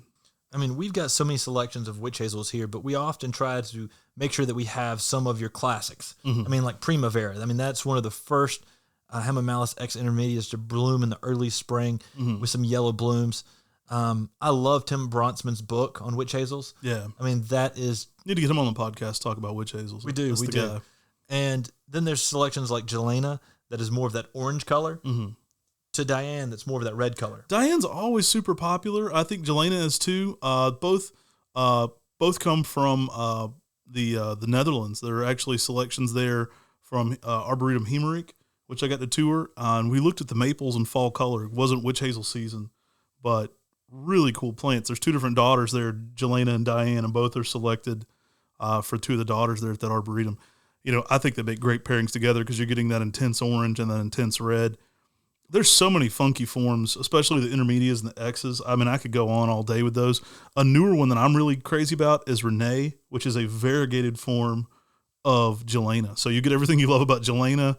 You're getting the Jelena bloom, but you're also getting a variegated foliage. So that's just crazy to me. I love adding a variegated component to one of my already favorite witch hazels. There's so many different colors. I love with witch hazels how you can get into different calyx colors with a different bloom color. There's bicolors, tricolors. There's so many different combinations of the bloom color that you can get, and then the overall color changes based on your combination colors. And there's so many different things between the Vernalises, the X intermedias, the Virginianas, that there's a whole different world of witch hazels that are out there. And we've carried a bunch of different varieties of witch hazels out there. Some of the Japonicas, like Falling Stars, a weeping selection that was brought back from Japan. There's so many cool ones that we've offered on Mr. Maple, and we'll be offering more and more witch hazels going forward. What's your favorite non-native witch hazel? Favorite non-native? Threw you for a loop there. Yeah, you knew what I was going to say. I'm going to say Renee. That's a good choice. I mean, Spanish Spider's pretty crazy. I know Joe Gardner, when he was here, grabbed one of those immediately just because of that color. It's like a funky orange with a dark eye to it. Bridget, we've offered many times. It's like a neon pink. I mean, you can get so many colors of these. You can get down that rabbit hole. I know Lombard's Weeping I'm always a huge fan of just because of that shape. Yeah, when it comes to the non-native witch hazels, the Hamamelis X intermedias, I mean, there's so many awesome selections. Some of the Japonicum selections, like Suzuki Towers, that we've offered, that's a narrow, almost columnar-like form that makes a huge tree form. That was selected by Mr. Suzuki in Japan.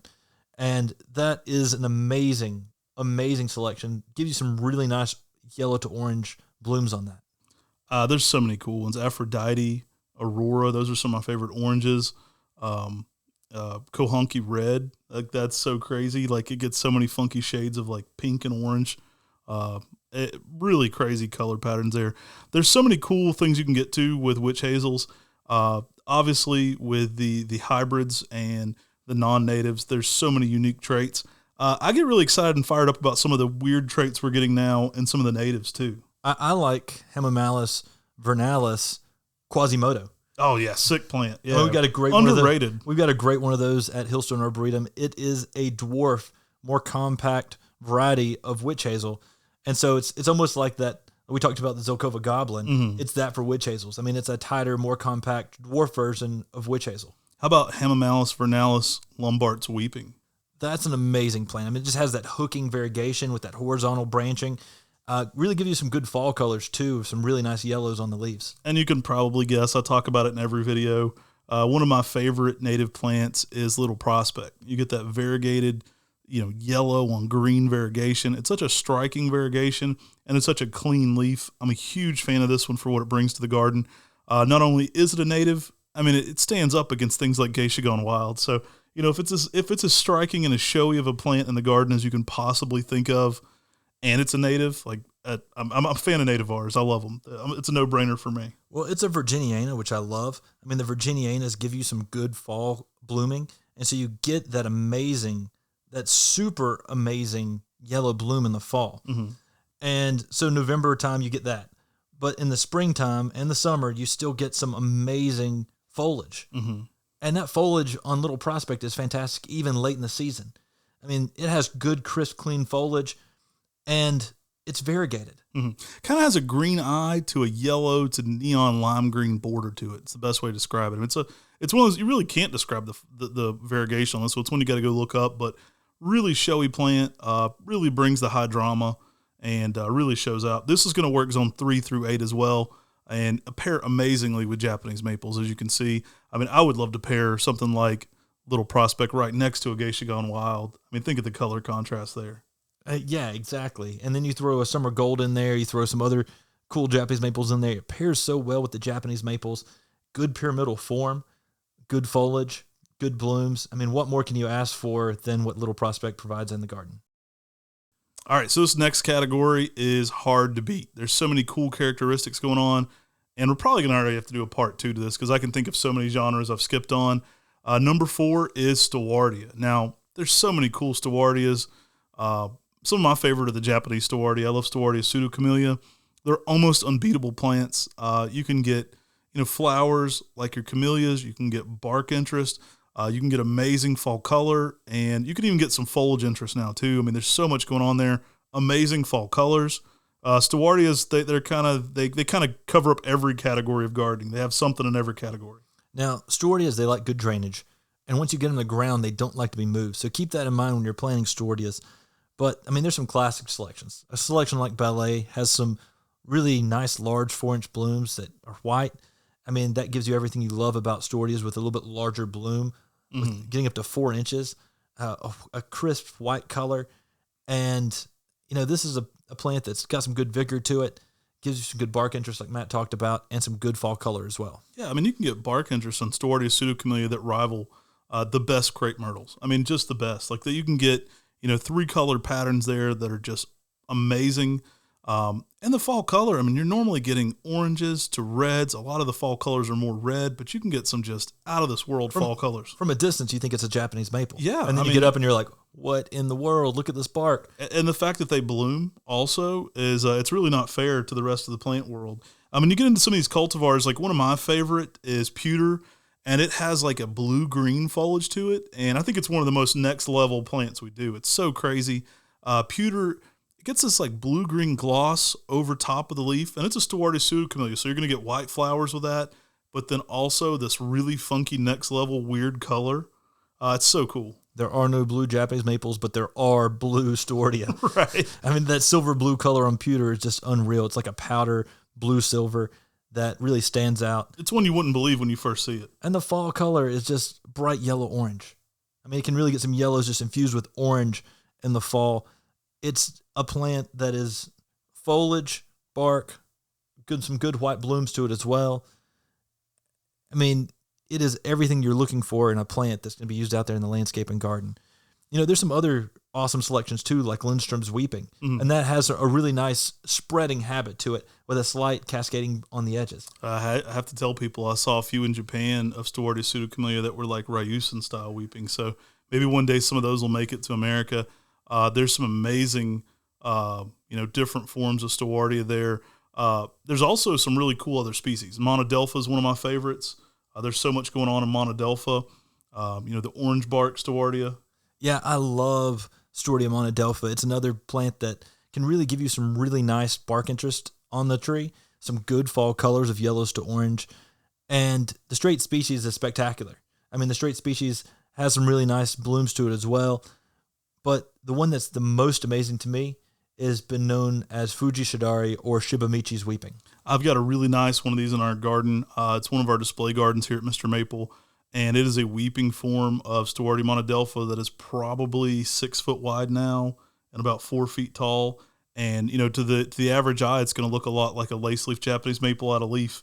When you walk up to this plant, people are going to think it's a big crimson queen.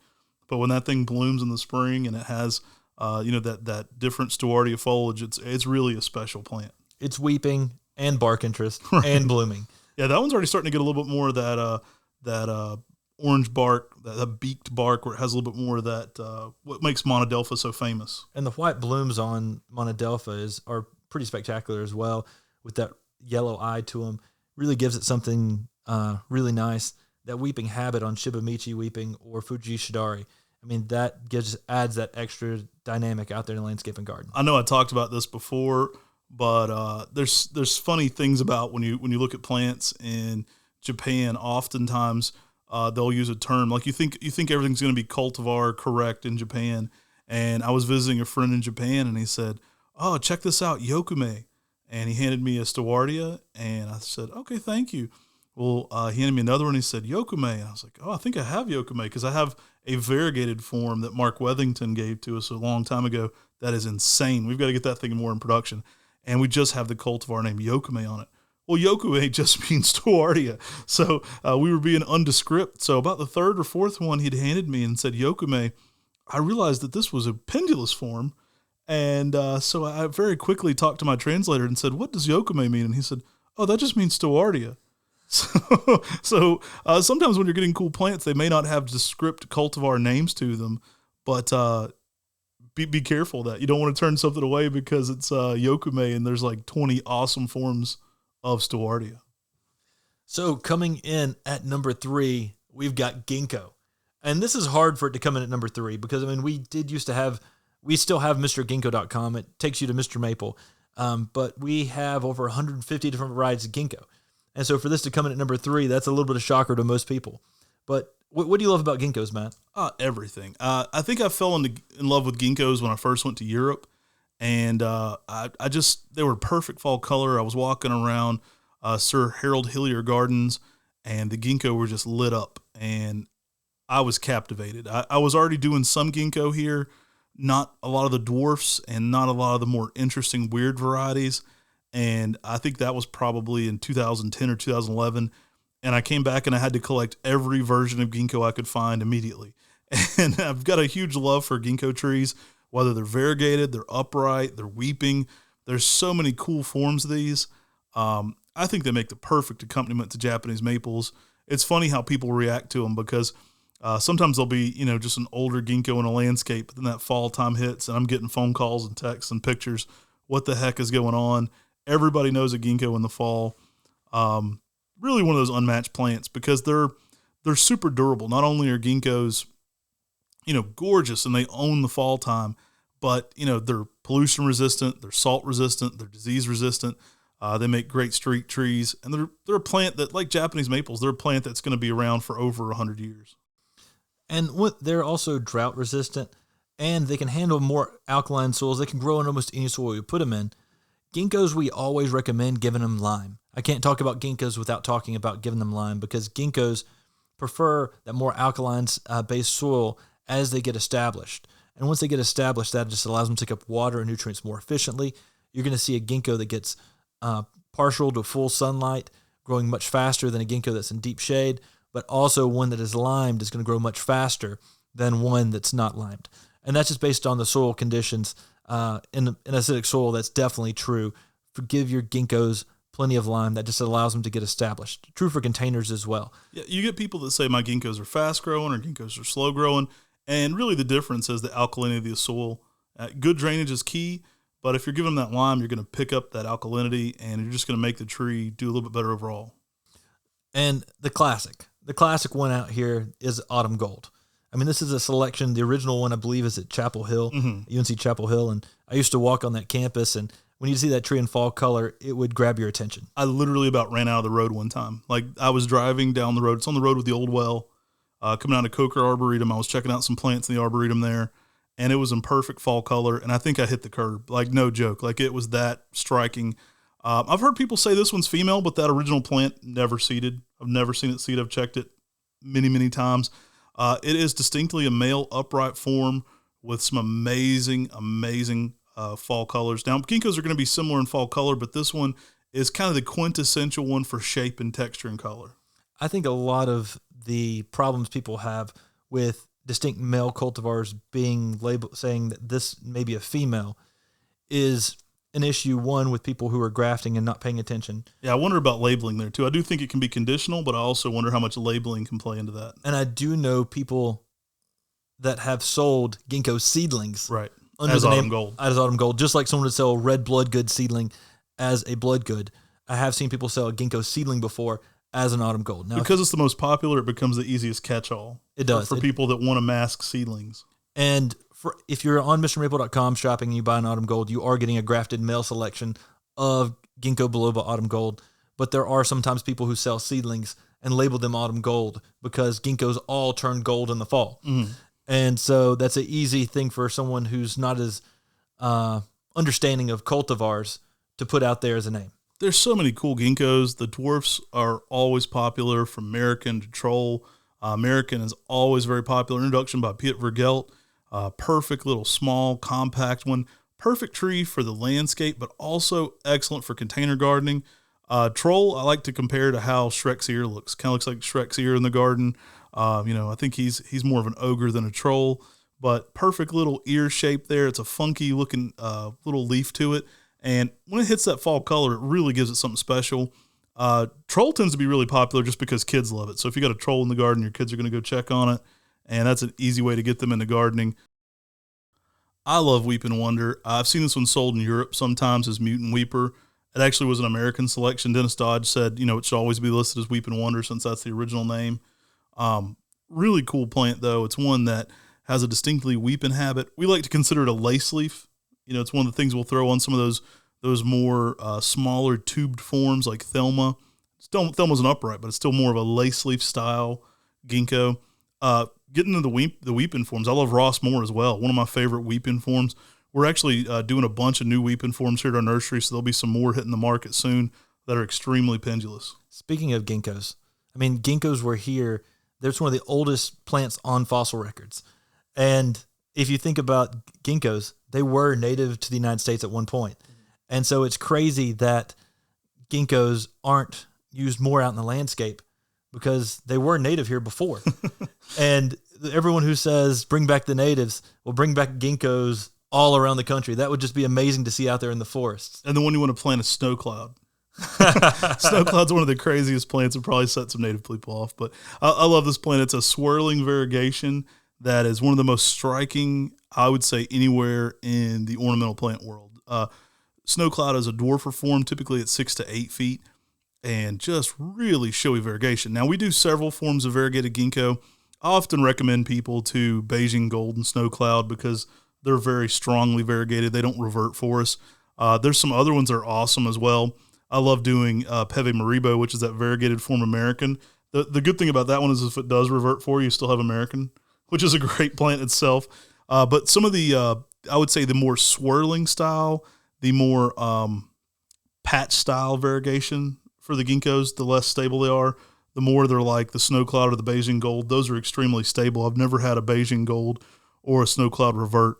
Yeah, Snow Cloud can be almost pure white when it first leaves out, and then it starts to get some green in from the base of the stem, and it gives sometimes a little more pale yellow fall color than many of the other ginkgos. People have an emotional reaction to this. When we were speaking in Michigan last week, and when it came on the screen, there were gasps.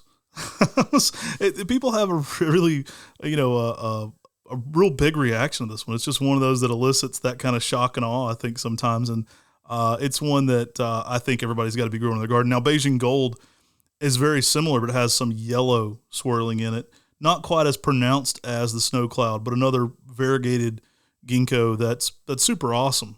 Yeah, if you give Beijing Gold some sunlight, it can leaf out almost pure yellow.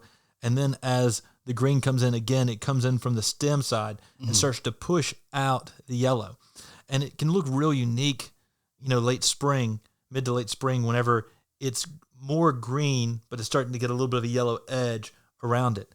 And then the summer flushes of growth in this plant is green, but then has some white streaks in it. And so, yeah, really show. My favorite time for Beijing Gold is right when it first comes out, and it's like tiger striped. I mean, you could call this one tiger striped sometimes. I've had it at garden shows. I know I showed up one time in Augusta, and they were they leafed out after I got to the show, and I mean, people were literally fighting over them. It was like confrontational for the last few of them. I think I brought like 40 of them and sold every single one in minutes once people saw what they were doing. It's so showy, and I mean, there's so much going on with ginkgo. You can get your classic upright males. You can have female ginkgos. You can have columnar ginkgos like grindstone. We actually do a good bit of female ginkgos, our nursery. We haven't offered them in a little bit of time, but there's cultivars like Hionari that are noted for their fruit specifically. And those are great if you want to roast them like a chestnut, or if you have like a terrible neighbor you want to really tick off. We've had some college professors who bought them for plants to like honor them when they retired. Yeah. Before we had Miss Jody and she was answering the phone, I answered the phone one day and this professor said, I won't say what university he was at, but he said, I'm looking for a 20-foot female ginkgo. And I said, why is that? And he said, well, I'm retiring, and they said I could plant any tree I want in commemoration of my retirement, and I want everybody to walk through that dog poo smell every single day and think of me. I was like, man, that's harsh. So ginkgos can be quite pungent, especially female ginkgos. Now, male ginkgos don't have that to them. I often point out, too, though, like, you know what else stinks? Like apple trees. Like if you don't clean up your apples, they're going to stink.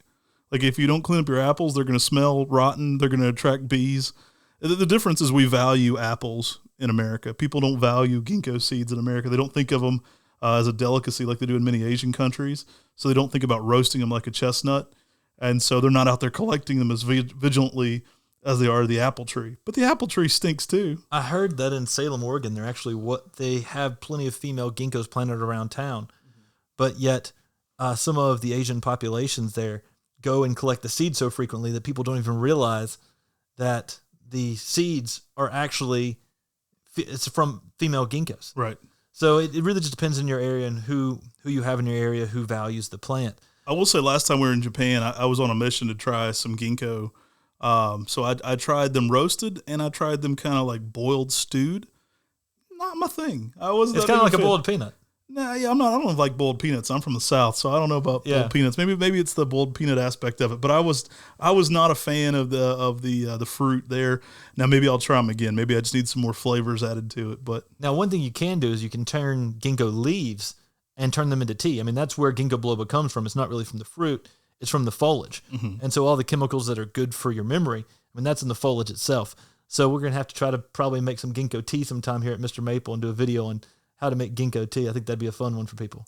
All right, so coming in here at number 2, we've got a controversial one. Number 2 is going to be conifers. So conifers, that's another loaded one. I mean, that includes Dawn redwoods, your deciduous conifers, your evergreen conifers. And that includes, technically, if you consider ginkgo a gymnosperm, and that's a conifer, it would really kind of sometimes fit in that category, even though they are all different. The coneheads just threw their mouths at us. Everybody's mad. Like how was conifers not number 1? We're immediately just cussed out. But for us, I think a couple years ago would have easily been number 1. Yeah, and there's just have some new interests that have gained past it. But there's so many cool conifers. We do a ton of conifers here at Mr. Maple. You'd be quite shocked how many we do. I mean, thousands of types of conifers here at Mr. Maple. Let's start with deciduous conifers. Yeah. Because some of the bald cypress, there's some neat ones out there. Falling waters, the cascading ones. Mm-hmm. I mean, we talked to Dr. Creech, and he's sort of Mr. Bald Cypress. Right. And there's so many cool ones out there with weeping habits, dwarf habits, like Jim's little guy. It's almost not even fair, too. Like, we could have broke so many sections up. We could have did cedrus. We could have done so many different sections, and that would have probably dominated this entire list. But putting them all together makes it fun. So, Dawn redwoods. Sherman's Nordlich. One of my favorite all-time plants. Sherman's Nordlich, often referred to as Northern Light in the United States. Witch's broom off the cultivar white spot. That means it's a dwarfer, more compact form of the variegated white spot. Really cool plant. Not enough done with Dawn redwoods. We're really going to beef our production up. We were talking about it earlier this year. We're really going to go much, much harder. We've offered probably maybe almost up to 30 different varieties of Dawn redwoods here at our nursery. And we've probably dropped the ball a little bit of that in the last few years. We've still offered a few, but we're planning to beef up production to really maximize that. Yeah, and it's amazing what you can get out of some of the Dawn redwoods. The creamy foliage and dwarf habit you get on Sherman's Nordlich is amazing. But then you get something like Dogwood tawny fleece, also known as Dogwood WB. Mm-hmm. Dogwood arboretum had this seedling that they'd collected in the wild that developed a witch's broom, and it's got longer needles on it, but a bronze color to it. And so you get this bronze color, orange bronze color, over a uniquely colored Dawn redwood with some longer foliage, but in a dwarf since it's a witch's broom. There's so many good evergreen conifers as well. I mean, we could do this. I'm sure we'll do an entire podcast on just conifers. I mean, spruces, cedars, there's like so many amazing forms.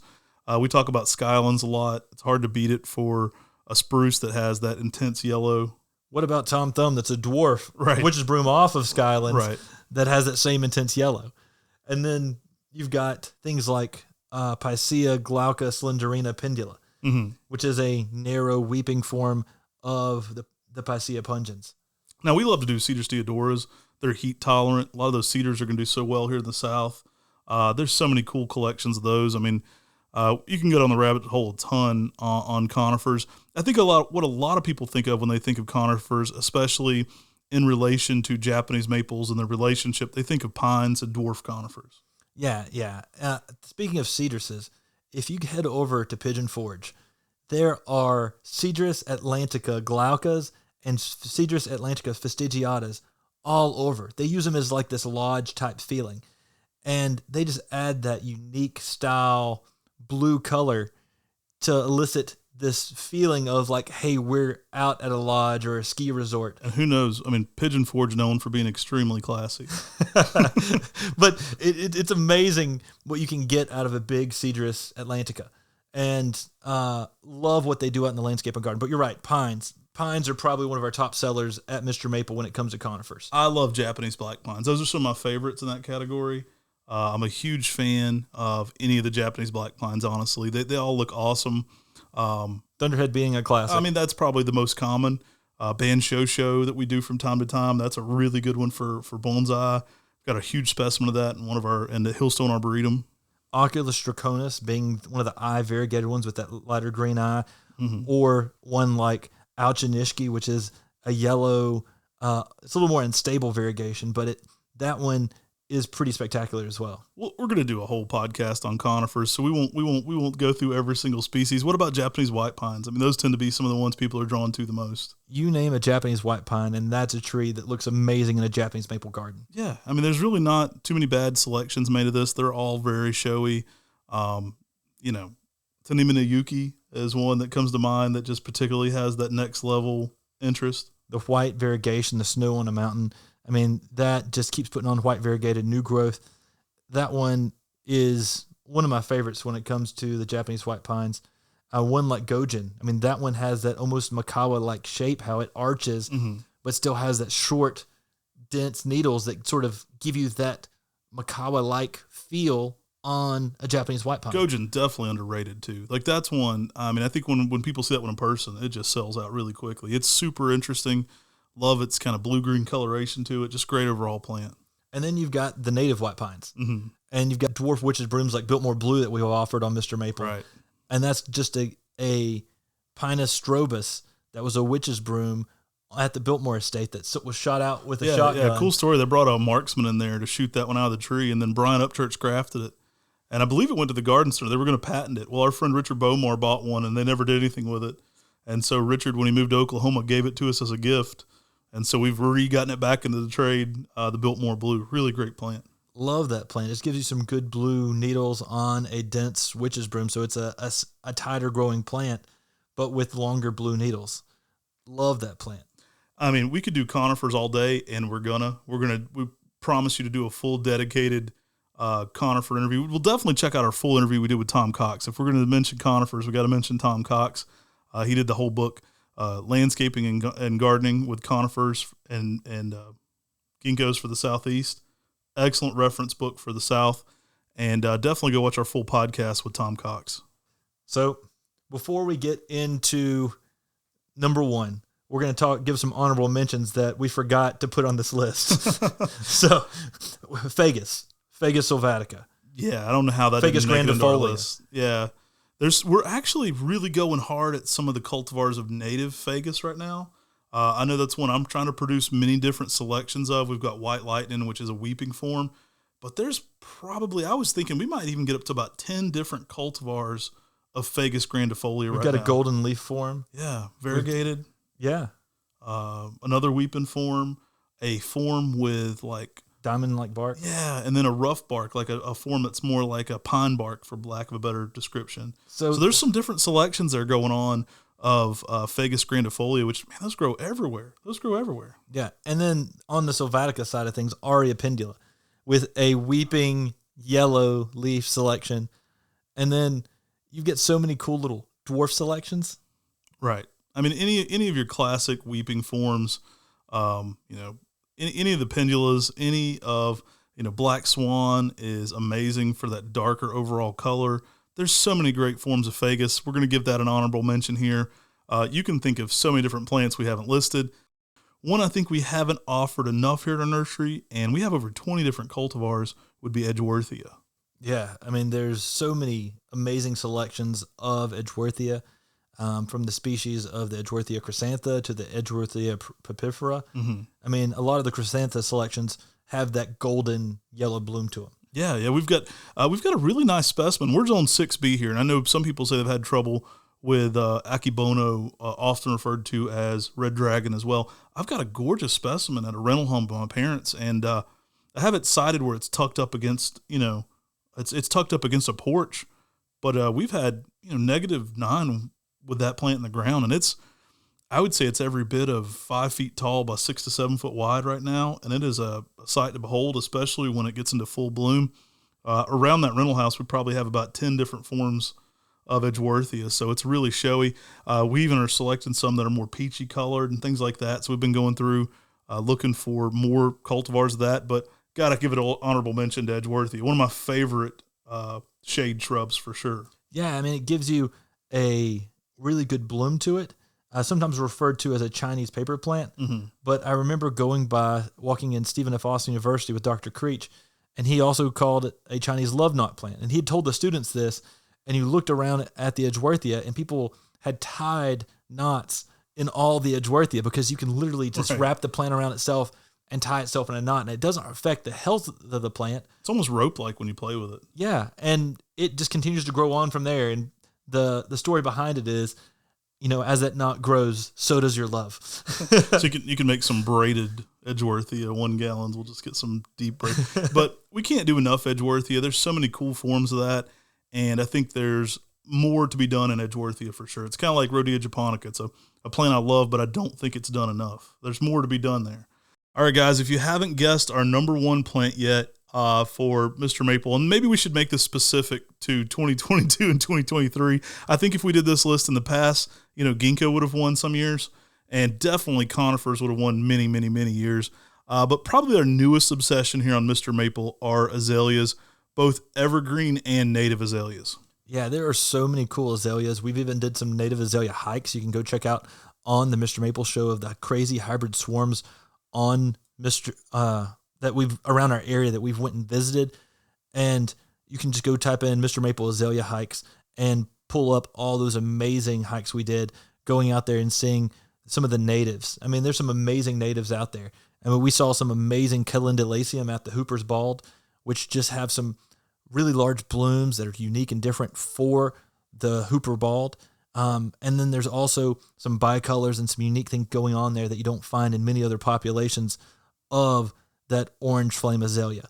And then the hike that we did up to Gregory Bald. Yeah, Gregory Bald was pretty crazy. We went up there and there were so many different, species interacting at once up there. And we're really not sure if this is all naturally occurring or if the original guy with all the sheep up there was, a collector a couple hundred years ago of azalea species. But it seems to be a natural occurring hive of, it's just a treasure trove there of native azaleas. And there's so many cool ones up there. It's 18 acres. And I've been told there's over 1,500 different azaleas growing up there. The rhododendron cumulus dense is kind of like the base for all the really cool ones. Mm-hmm. I think the old name for that was rhododendron bakerii.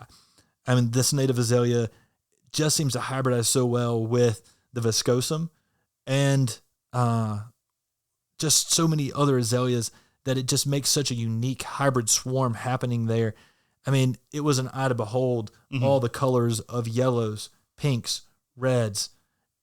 It just makes this amazing aroma, but the beauty of seeing all these things in peak bloom, pretty spectacular.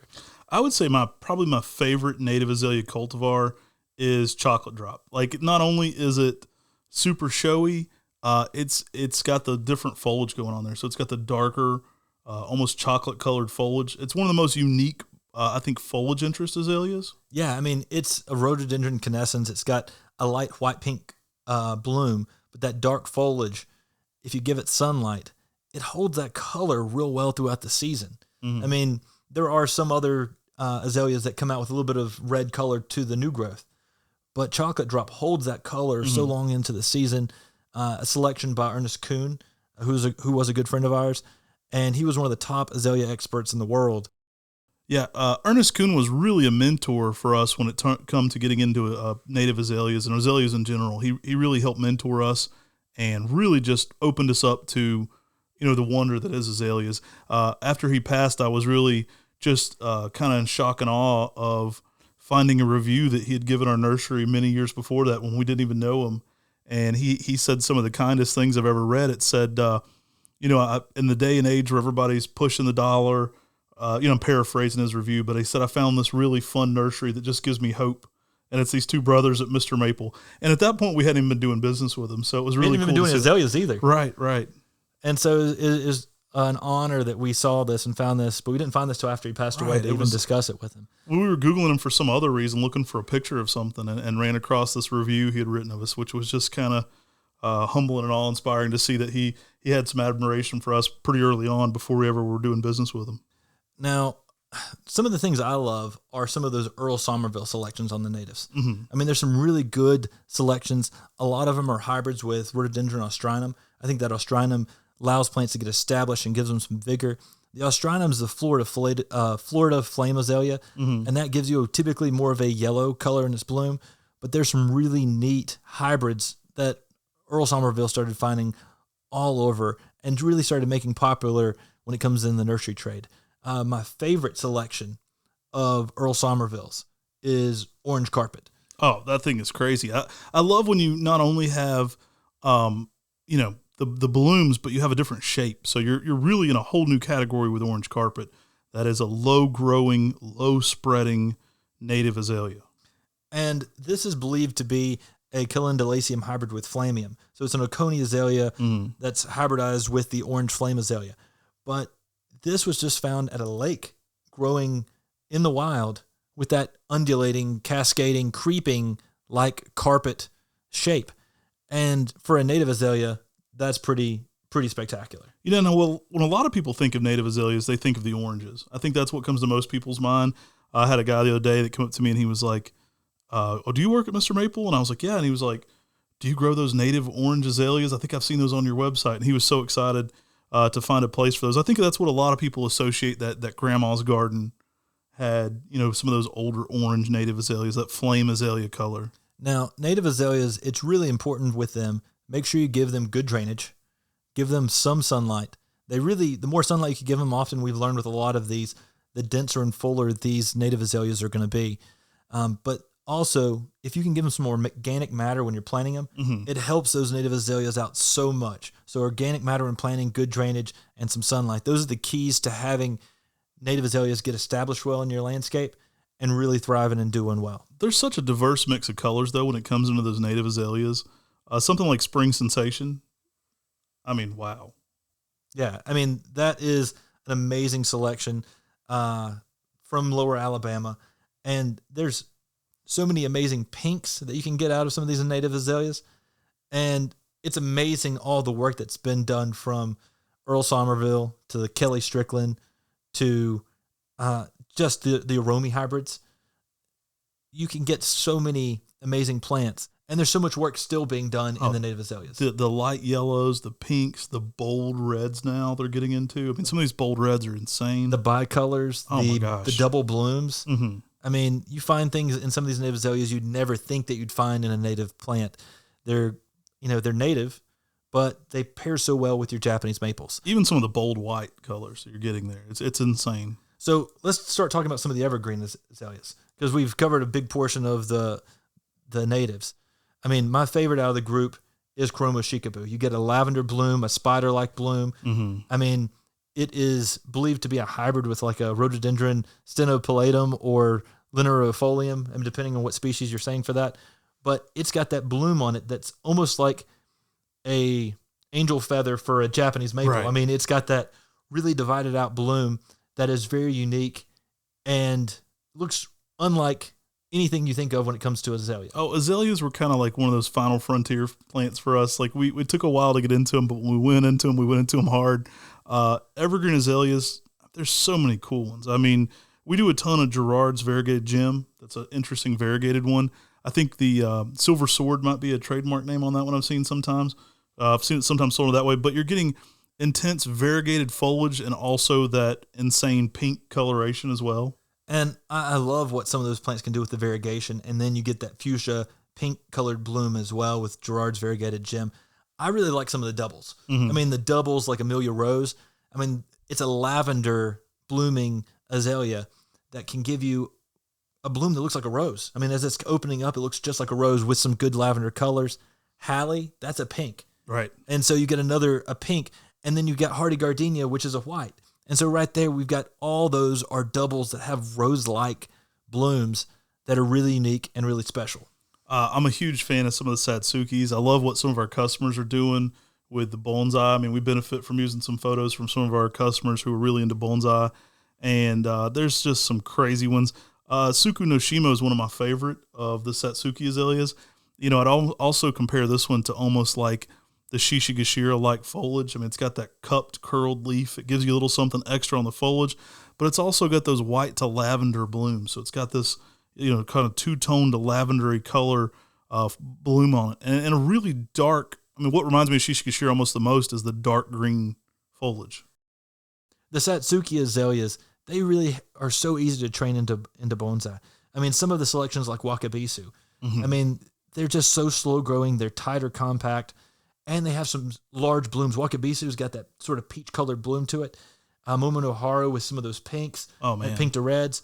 Chinzan is a classic. Classic. I've seen pink. some old bonsai of that one that are just phenomenal. One of my favorites of the Satsuki Ebenis is the Chijuho. Mm-hmm. And the reason I love that one is the bloom is so unique. I mean, the bloom is much smaller. It's almost more thread-like than some of the other Satsuki azaleas, but it starts blooming in the summer, and you can have that blooming in November. Right. And it goes from a red color in the spring to almost a green color in November. It's so interesting how much diversity you can get within that. I mean, there's so many cool Satsuki azaleas. They're one of my favorite. But if you're looking for color out in the landscape, color that's going to just knock your socks off, I'm talking Kurume azaleas. I mean, those are the plants that are your larger growing azaleas. And in the early spring, the blooms cover the branches, and sometimes so much you can barely even see the foliage. And the Kurume azaleas, those are some of the ones that were really brought in and made famous by actual samurais. Right, that's pretty cool. One of my very favorites of those is Pink Pearl. Pink Pearl always stands out to me. It is an intense, almost two-tone. I mean, it's a pink, obviously, but it's got some white going on in there. And pretty cool to think of samurais selecting that. A samurai found it on the side of an active volcano. How much cooler can you get than Pink Pearl? Not a manlier pink plant out there than a Pink Pearl. Pink Pearl, an awesome pink selection of a Kurume azalea. Our most popular is probably Hino Crimson. I mean, another classic. I mean, that's one that's been around for forever. If there is a azalea comparison to that, it's probably like Tamukiyama for a maple. That's like the gold standard for Kurume azalea. And when it comes to these Kurume azaleas too, they're so popular out in the landscape and garden because they bloom so heavy, but they're also can be turned into bonsai. I mean, we've got some great photos of Hino Crimson turned into a bonsai, and you can do that with any of these Kurume azaleas. Snow, I mean, that is a white Kurume azalea. Yeah, really lovely colors you're getting there. It's got so much going on. It really brings a lot. Something like that, putting that even in pairings with Hino Crimson and Pink Pearl, you're going to bring those colors out so much. One of the more unique colored ones I like is Mildred. Mm-hmm. I mean, the name to me isn't as good as Hino Crimson or Pink Pearl or Snow, but it's more of a lavender color. And that plant just establishes itself so well out there in the landscape as a true lavender when you see it as a Kurume azalea blooming.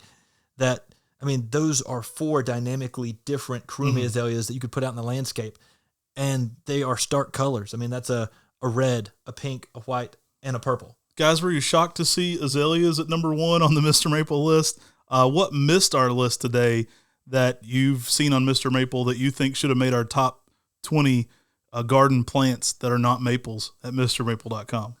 I mean, you could talk about Rhodesia Henryi. Oh, gosh, yeah, those are great. The Hong Kong roses, I mean, those are amazing plants out there in the landscape. We've offered so many cool plants on Mr. Maple because our goal is to find cool plants and make them available for people in their garden. And when Tim and I find a category we like, we kind of go nuts. I mean, you have to have the weeping one, the columnar one, the variegated one, and we don't really stop there. We kind of hoard all things plants. But then our goal here at Mr. Maple is just to make the ones we like the most available to you. So you can see many of the plants we talked about here today. In fact, everything we talked about here today, we've offered on Mr. Maple, and we plan to again. So everything we talked about today, they make great companion plants with Japanese maples in different gardens. And Japanese maples are our focus at Mr. Maple. But as you can see, we carry a lot of other interesting plants that you may not have heard of, and many of these that you should go check out on MrMaple.com. Now, I know most of you probably came here because of Japanese maples. Let us know what your favorite non-Japanese maple plant is. And whenever it comes to this, you can actually go to MrMaple.com. You can go and click on Buy Rare Plants. You can go click on our conifer section. You can go through Mr. Maple and click on our butterfly bush section. We have different sections you can go shop in and see these different plants by species name and then by cultivar name. So you can go through and check out all the plants we currently have available.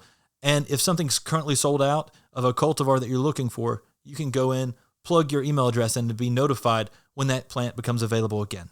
Oh, there's so many cool plants. It's an inspiring world. It's easy to become a plant person and get passionate about these different areas of horticulture because there's so many different avenues to go down. There's always a new door to open. There's always a new category of plant to learn about its requirements for growth and propagation. It's so much fun. These are just a few of our favorites here at Mr. Maple. We're very passionate about plants. Not only Japanese maples, we're passionate about some other stuff too. We want to get on here and talk about some of our other favorites and kind of break those down for you and maybe inspire you if you're a Japanese maple collector to look outside the box a little bit at some of these other plants. And don't worry, we'll be getting back to a lot of Japanese maple related content. Thank you all so much for subscribing to us on your favorite podcast platform. Give us a 5-star review. If you're watching on our YouTube channel, make sure to give us a like and a subscribe. We really appreciate y'all. Hey, take care, guys. God bless. And have a great day.